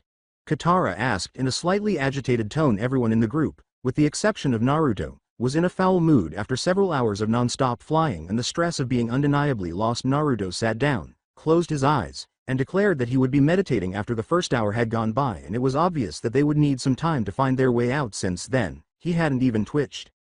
"Well, pardon me, I just thought that you would like to know about the giant tornado heading right for us." The enormous whirlwind that was pursuing them and rapidly gaining ground caught Aang's attention. Aang exclaimed, "Where did that come from?" He didn't expect an answer and he didn't wait for one. Turning to the front of again, Aang cracked the reins with a shout of, "Yip yip." Taking the command from his master, Appa immediately began to accelerate in an attempt to avoid the storm behind them. However, the storm proved to be too quick and continued to close the gap between them. Aang began turning them left and right in a desperate attempt to get out of the storm's path. To his immense shock and horror, the tornado matched their flight path turn for turn. It was practically on top of them now. Finally abandoning the idea of running altogether, and amidst Sokka's screams to, "Wake up, Naruto!" and, "How can he still be asleep?" he moved and prepared to do the only other thing that he could think of. Ride it out. He moved to the center of Appa's saddle and raised a wind barrier around him and his friends. If he was lucky, the barrier would hold and the storm would simply pass over them. He was not lucky. He felt more than anything as the hurricane-force winds impacted his shield. There was a small moment of triumph as his own winds held off the assault. That triumph quickly turned into horror when, instead of passing them as it should have, the tornado slowed to match their speed. Effectively stopping on top of them, the wind barrier couldn't hold out against the extended exposure. It shrank, then buckled and collapsed. Appa, as well as all of his passengers, were sent crashing violently into the swamp below. Well, Naruto groaned as he pulled himself from the tangle of vines that he had found himself in. He had been so deep into his meditation, thinking of ways to strengthen his summoning technique, that he had not noticed the tornado until it was on top of them. He had briefly thought of using the Kyuubi's chakra and had immediately thrown the idea out. Yamato wasn't here to stop him if things got out of control, and he couldn't be sure that even Aang, powerful though he may be, would be able to halt his rampage. The Kyuubi was known to level entire mountains with little more than a thought, a literal force of nature and not something to be trifled with.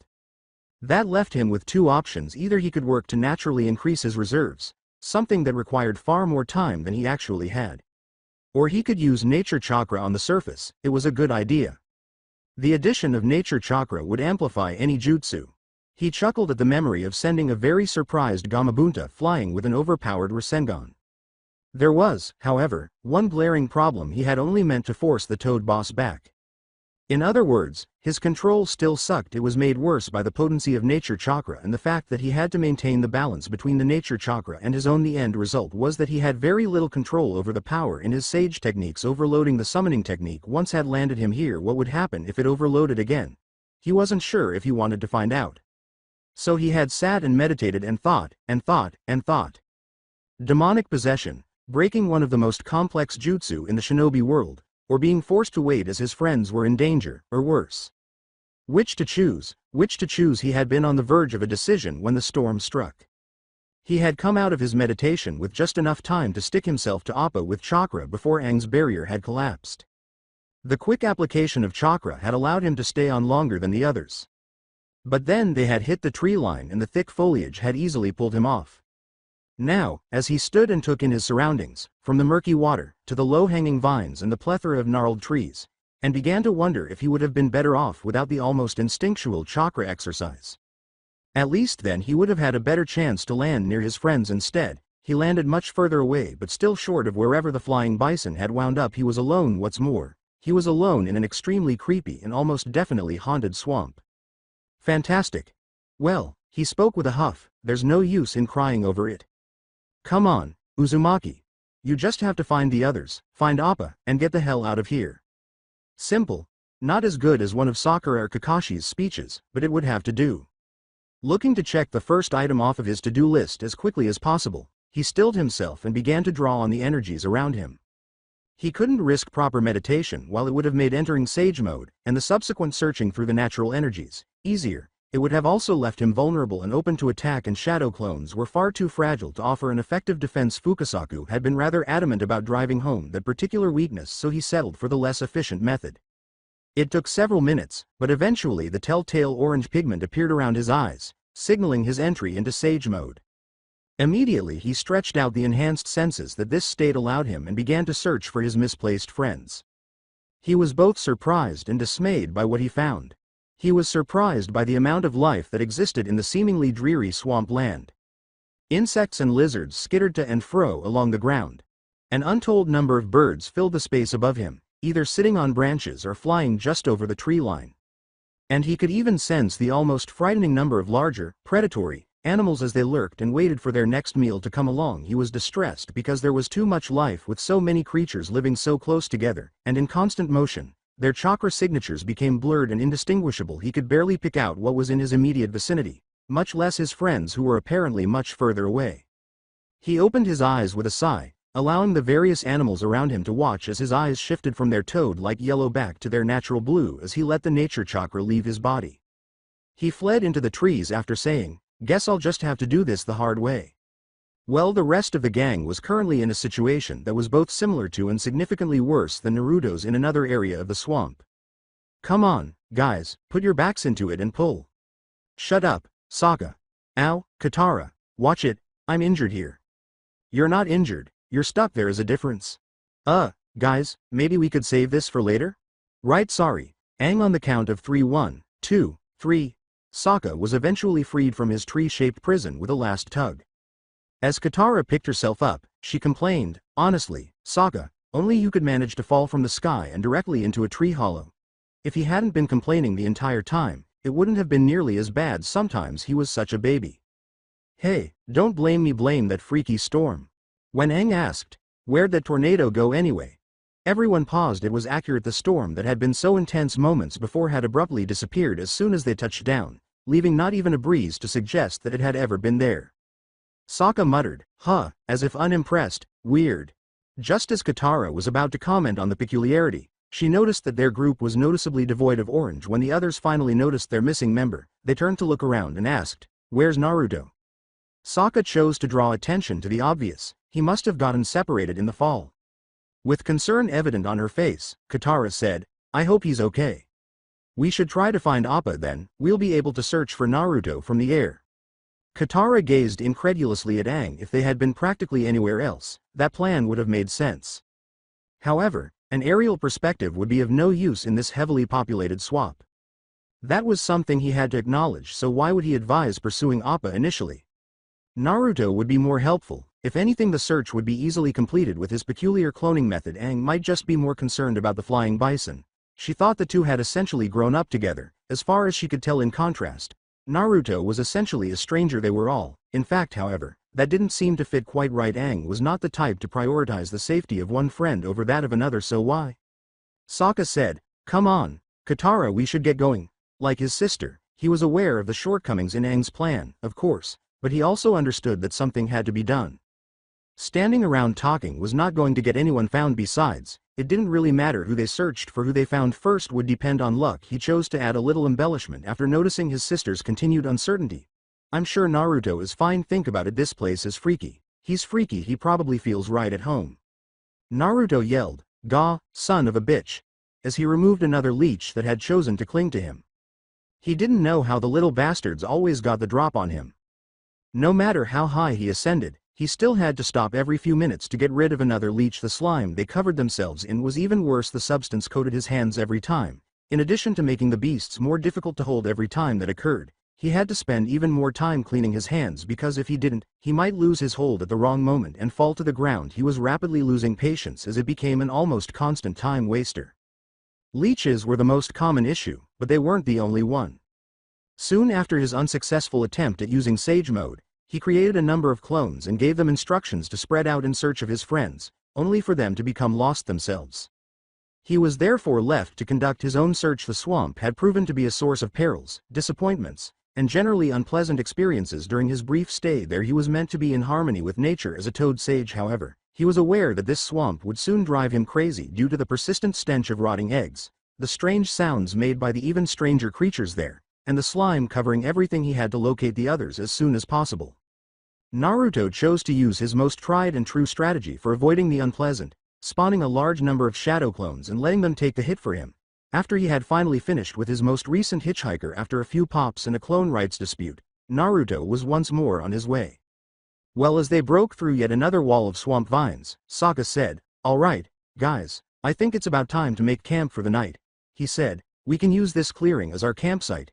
He meant the area where the roots of one of the many massive trees in the swamp protruded from the murky water to form a sort of wooden island. It wasn't comfortable, but at least they would be away from the more dangerous wild animals and comparatively dry.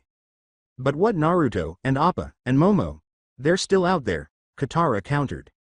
"We're not going to find anyone by stumbling around in the dark. This place is too dangerous to try to navigate at night. We should wait and start searching again in the morning." Katara appeared about to object again, but Aang interrupted her. "He's right, Katara, we've been searching for hours. Our focus now should be rest. I'm sure Appa, Momo, and Naruto will be doing the same thing."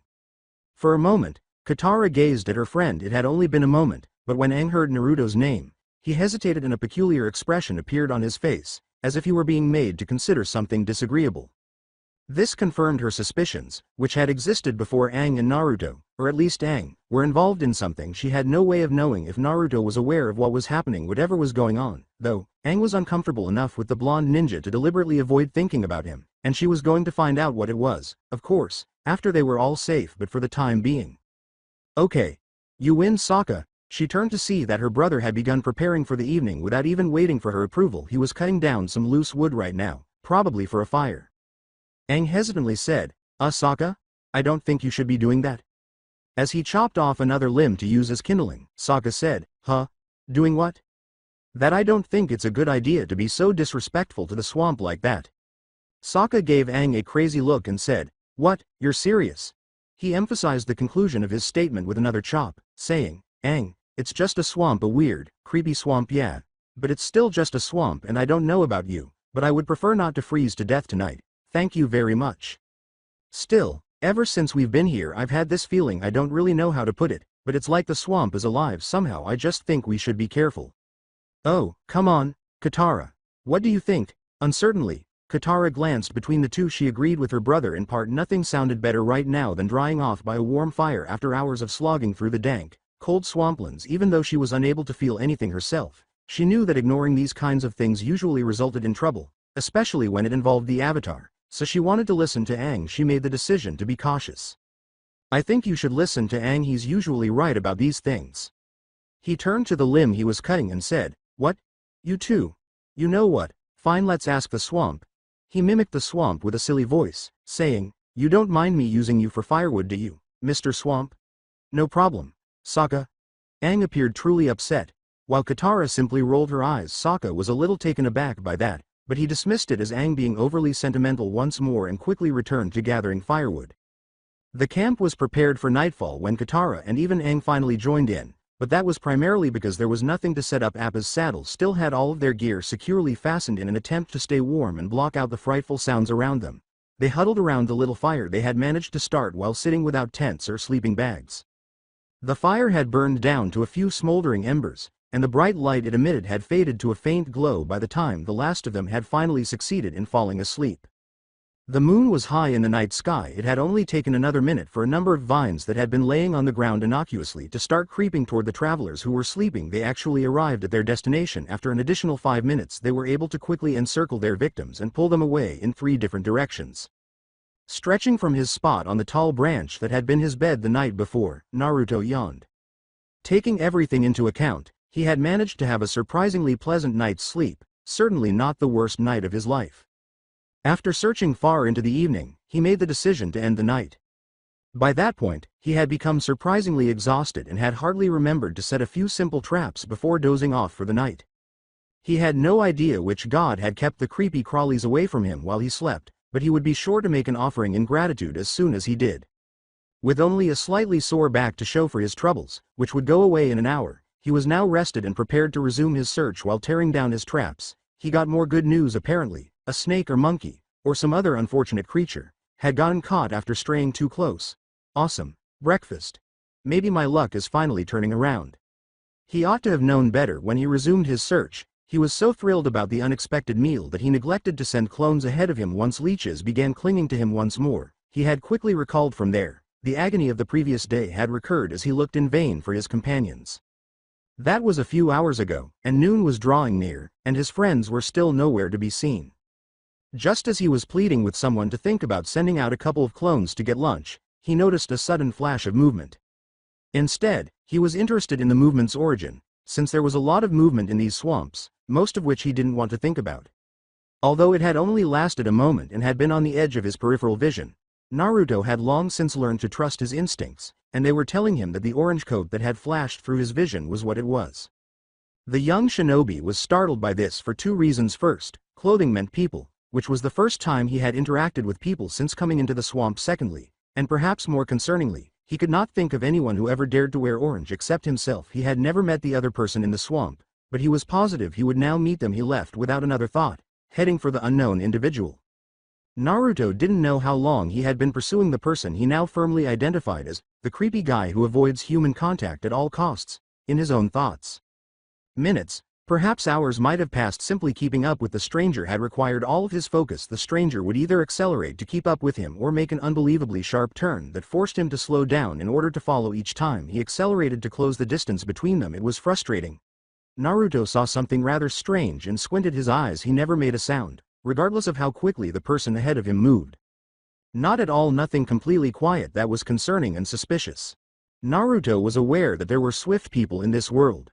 He had witnessed Aang use his airbending to move at crazy speeds. It wouldn't be hard to think that other benders might discover similar ways to improve their mobility.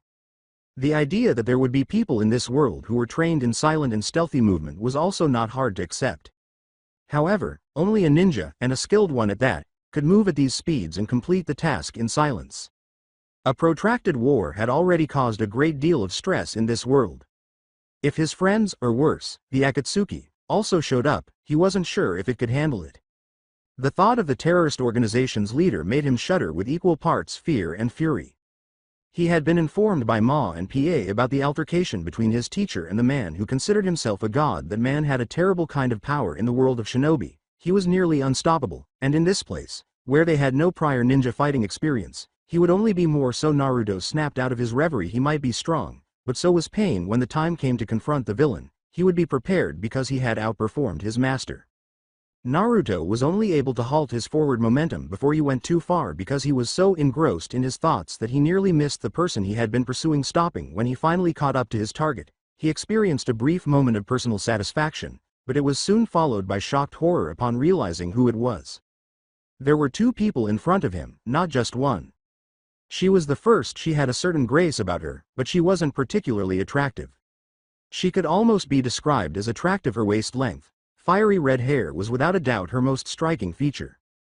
It accentuated her pale blue eyes and matched her equally red dress. Naruto couldn't get rid of the sensation that this woman was familiar. He would swear he had seen her face before because of its curvature, The shape of her ears, and the slight twist of her nose, however, despite his best efforts, he was unable to combine those characteristics to create a name. If it weren't for the surprise of seeing the second person, he would have given it more thought. He saw that the coat, which he had initially believed to be orange, was actually white with orange flames, and he had blonde hair and blue eyes. How was he unable to identify this individual? Only when he was mentioned in history classes did he pay attention every day. He saw his face on the mountaintop overlooking his village. His idol, the man who had transformed his life on the day of his birth, was standing in front of him. He was one of the greatest and most feared shinobi in history now. Minato Namikaze, the fourth Hokage, was directly in front of Naruto. No, no, you're dead. You're supposed to be dead. What are you doing here? The fourth remained silent. Actually, if Naruto had been more composed, he might have noticed that there was absolutely no sound, not even from the coat fluttering in a wind that didn't exist. However, all he could see was that annoying smile that appeared to be permanently etched on a face that shouldn't be there. As the former Hokage put his arm around the redhead beside him, he was certain that the smile was intended to make fun of him. Naruto charged at the man, determined to beat him until all of his questions were addressed. Say something, damn it! He exclaimed. Why had he come here? What brought him here? Was there a way for him to return? He might then be able to find the answer to the question that had been bothering him for so long after all of his anger had been satisfied. Why me? Was a question that kept him up at night, despite the fact that it had evolved from being motivated by rage and frustration to being more of a curiosity issue as he had come to terms with his special status. He didn't blame the former Hokage, and he wasn't particularly angry with him either. He knew that simply sealing the beast was an achievement deserving of the highest accolades because he was all too familiar with the Kyuubi's power, but that question had been in the back of his mind all along. He had always questioned why, of all people, the greatest Hokage had picked him. Was there a particular justification for using him as the vessel? Or had he just happened to be the nearest newborn? Could one have been that unlucky? Yes, it was, according to Tsunade. Naruto reached out to seize the man's collar as he got closer. When his hand went through the older blonde without any resistance, he was taken aback. Naruto's only option was to close his eyes and wait for the impact, since he had no way to slow down in mid-jump or even move the older blonde once more. Though, Naruto was taken aback by the glaring absence of physical contact. He opened his eyes after both feet had touched down and he had only encountered humid air. The mystery woman, the fourth Hokage, and the entire swamp had vanished. He was now standing in the center of what looked to be a huge crater that extended from edge to edge for at least several miles. As he noticed the burning debris and remnants of the building, his initial feelings of surprise and confusion gave way to horror as he gradually came to terms with the situation. Once upon a time, this crater, this disaster area, was a village. The tears streaming down his face and the nausea threatening his stomach were only dimly visible to him. He became more conscious of the corpses all around him. While some were motionless and writhing in pain, others were eerily motionless. His ears were filled with cries, children pleading with their parents to wake up, women yelling for assistance, and men screaming in agony for the first time in his life. Naruto wished he could be the emotionless weapon that many believed shinobi were meant to be, as every sound broke his heart. Then he raised his head. Shouts of shock and rage were absent this time. Neither nausea nor tears were present. As he looked up at the 5 stone faces that made up the Hokage monument, there was absolutely no response, and the demolished village was abruptly given a name. The village hidden in the leaves is Konohagakure. Naruto simply stood there, breathing in increasingly ragged gasps. As time went on, he was numb to all emotion due to shock. He didn't experience grief, anger, or even the Kyuubi's chakra taking over. Well, Sokka concluded that this adventure, though not the worst he had ever been on, easily made the top 10 and was rapidly rising with each minute he had to spend in this foul-smelling, muddy, and possibly haunted swamp, running for his life from a crazy vine monster as he managed to avoid yet another wall of vines that threatened to squeeze his life out. Following the group's separation by what he now believed to be the same vine monster, he had spent the entire night slicing through obstacles in an attempt to locate the others, or, in the event that he was unable to do so, locate the campsite once more. Around dawn, he had finally found someone, and it had certainly not been who he had been hoping to find. Sokka was momentarily distracted by the memory of the moon spirit cum girlfriend and had to dive out of the way of another strike. She had not been among the few people he had anticipated encountering during his search. With his friends and Zuko firmly at the top of the list, he would never know how the anxious adolescent always found them. He ran after the image of his former love interest because the shock of seeing her, the memories it brought back, and the feelings associated with them overcame his better judgment. The idea that nothing supernatural is in this swamp remained Sokka's, and he would continue to deny any accusations against him until the day of his death. Even he had to acknowledge, if only to himself, that something odd was happening when he followed the vision and was reunited with his friends after learning that they had also had similar hallucinations. The enormous swamp monster then appeared. Now that they were fighting for their lives once more, he made a self-promise to diligently stay away from swamps going forward. As the strange creature repaired the most recent damage to it using the nearby vines, Aang said, "Guys, this isn't working." That was a different matter. It would heal in a matter of seconds and then continue fighting as if nothing had happened, regardless of what they did, including cutting off its arms and blasting it with Aang. Desperation was beginning to set in as they realized that the monster was not slowing down, and this pattern had already occurred multiple times. At this pace, they would eventually exhaust themselves and the battle would be won. Maybe if we try attacking all together. A wave of fear interrupted Aang's battle plan, or at least that was the only word that came to mind when he thought of a way to characterize the sudden feeling that swept across the battlefield. Everyone, including the monster, froze in place as they were overcome by an emotion so intense and primordial that the urge to flee consumed all of their thoughts. Then it was gone as fast as it had appeared. They noticed the pile of vines where the monster had once stood when they heard a rustling sound. A few of the vines moved, revealing a fat man in a loincloth. The feeling of malice seemed to have shaken him as much as it had them. A thin film of perspiration had formed on his brow, and his face was abnormally pale. After another minute of the two sides staring at one another, the man broke the ice with a clumsy smile. "Hey there, nice weather today, isn't it?" Well, ironically, Naruto was awakened from his daze by the Kyuubi's chakra. Even though the vision had only lasted a few seconds before fading away, the image was still ingrained in his memory. He had remained there, staring into space, until a burning sensation along his torso and an odd crackling sound entered his consciousness. He blinked a few times to get his vision clear, then looked down and had to blink once more. His stomach was leaking red chakra, which was then spreading throughout his body. The heat it produced was already reaching his feet, and as the water inside evaporated, the wood began to burn and crackle at strange intervals. Oh, crap. When Naruto realized the consequences of the red chakra, he had to suppress a wave of panic. This time, there was no one to stop the Kyuubi from using his distress as an opportunity to break free. He needed to control himself. He always found that meditation helped him think more clearly and calm his nerves.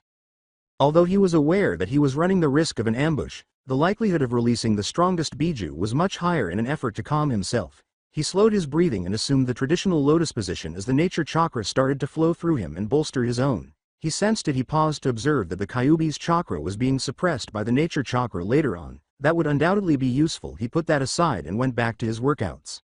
He needed to relax. Breathe in, breathe out. Konoha would be all right. Breathe in. They were strong. Even if they were attacked, he had to believe in them.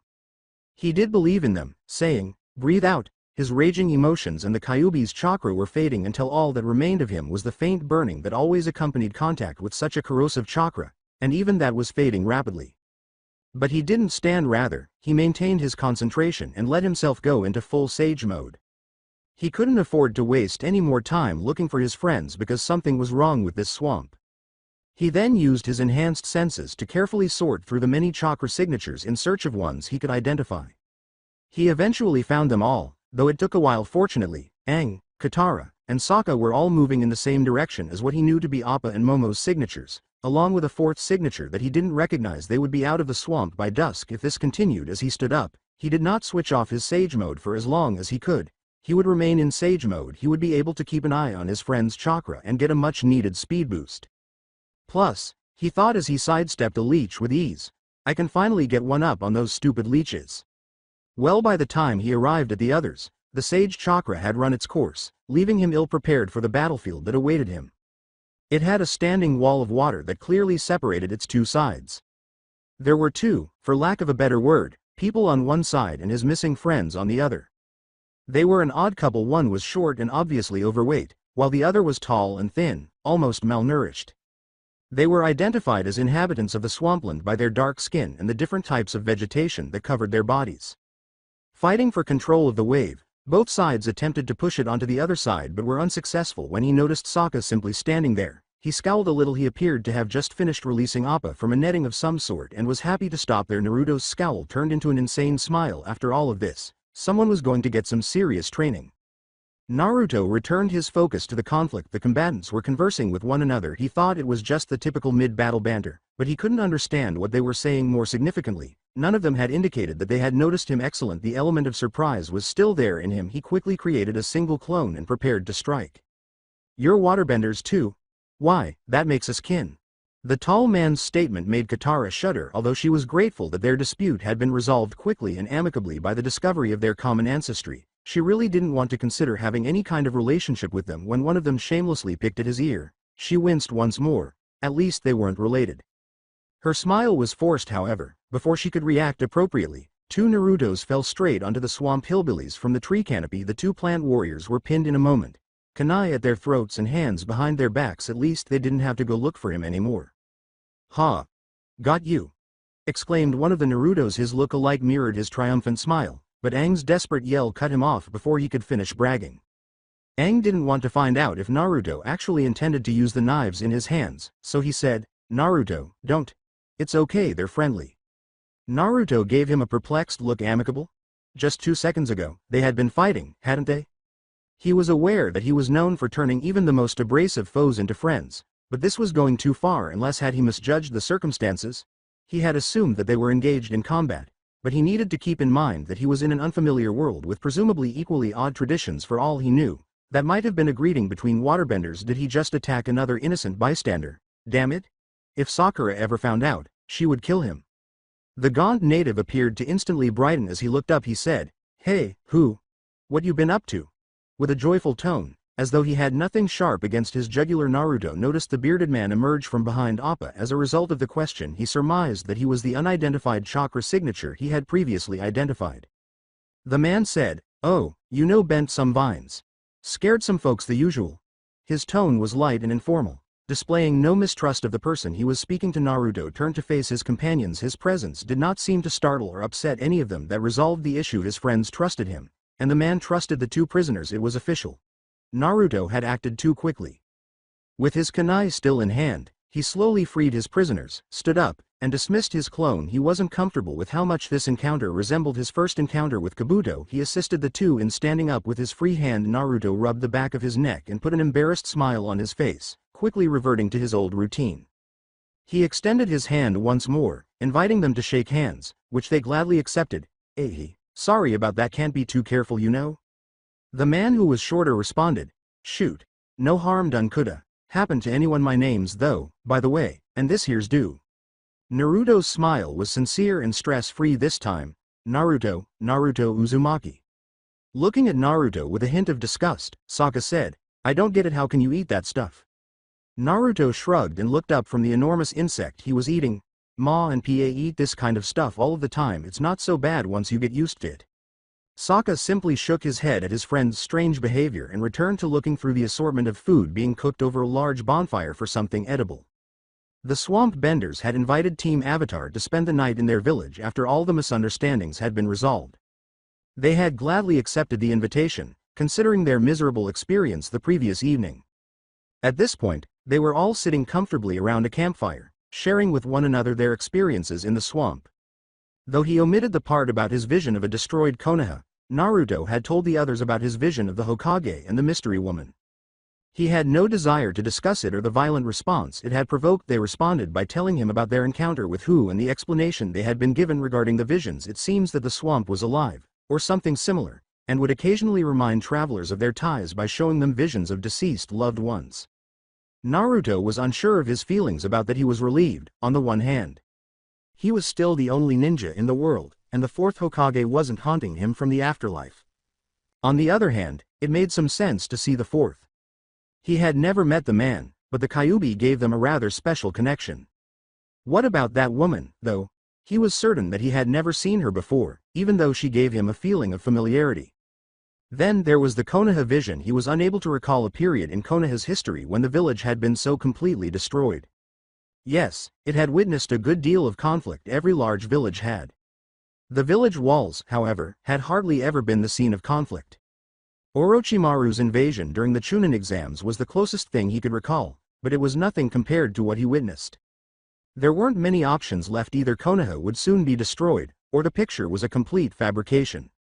Or perhaps it had panic, which was becoming more and more familiar, started to rise in his system, but he quickly suppressed it. He trusted his friends, and he didn't need to worry about it nevertheless. He decided that the next time he had the chance, he would use Sage Mode and try the summoning technique once more. He had to learn what had happened to his house, risk or no risk, but in the interim. Pass me another roach, please. Naruto scowled at the assortment of swords and knives strewn all over the walls. It had taken Team Avatar several days to return to civilization after being led out of the swamp by the interesting people who lived there. Right away, they all looked for and reserved a room at the most upscale hotel they could afford. At the time, it had seemed like a good idea. They were all eager to experience the luxury of a good bed after spending the last few days in the wilderness. After rushing to the bathroom to take a bath, Katara vanished from view for several hours. Initially drawn to the room, Aang eventually ventured out into the hotel's garden, where he was able to experience a less hostile aspect of nature. Naruto and Sokka had discovered a shared passion: sleep. They had had a good time and would likely do it again if given the chance, but their self-indulgence had cost them money. This shouldn't be an issue. Normally, if necessary, they could sleep in tents and gather their own food, but some supplies had to be purchased, which cost money. Naruto was currently examining one such purchase. Naruto recalled what Sokka had said about training the Water Tribe warrior and how the battle in the swamp had only served to highlight the need for improvement, even though Sokka had not brought it up again. He preferred to play things by ear even though he still lacked a clear plan. He did, however, have a few suggestions about where to begin. Weight training would come first for a fighter fighting at close range. Sokka's arms were dreadfully undeveloped. He would then have to locate a suitable long-range weapon for the teen. Although the boomerang was a good beginning, he needed backup plans in case he lost it in combat or if it was just insufficient to complete the task. However, those things cost money. Additionally, money was scarce these days. As his friends walked into the store, Naruto looked up and asked, "Naruto, did you find what you were looking for?" He gave a shrug. "Sort of. They have what I'm looking for, but it's all too expensive. What about you guys?" Sokka gave a negative shake of his head. He continued into the weapons store and started looking through the merchandise. "Same problem. This town has plenty of stores, but we can't afford anything they're selling. It's like the whole town was built to cater to rich people. So what were you looking for anyway?" Naruto smiled. His smile turned teasing as he said, "Actually, I was looking for training equipment for you. Or are you chickening out?" Recalling the conversation they had had prior to entering Omashu, Sokka blinked. To be completely honest, he had completely forgotten about it. The Fire Nation has conquered one of the Earth Kingdom's last great strongholds. Thing had eclipsed it. He was still able and willing to learn, though in fact, the need to become stronger had only grown stronger after they realized how close the Fire Nation was to winning the war. Excited by the potential of the weapons, he resumed his examination of them. Sokka inquired, "So what are you getting?" Naruto simply shook his head, "I'm not buying anything. We don't have any money. Remember?" Sokka became quite depressed upon being reminded of their financial predicament, but she became excited upon hearing Naruto's subsequent remarks. "But that doesn't mean we can't start training anyway." At this point, Sokka was practically leaping off the walls. "Oh, what are we going to work on? Stealth training, how to read your opponents, or how about running?" Sokka exclaimed, looking at the track ahead of him with a tone that was tinged with incredulity and more than a little disappointment. Naruto had led the group to a lake just outside the town's walls after they had left the weapons store. He had, after all, guided Sokka to the lake. Curious, Aang and Katara had followed. "I ask you to train me and you give me running?" So that's it for today. I hope you guys enjoyed it. Don't forget to like, share and subscribe to the channel for more awesome stories like this. Thank you. See you all in my next video.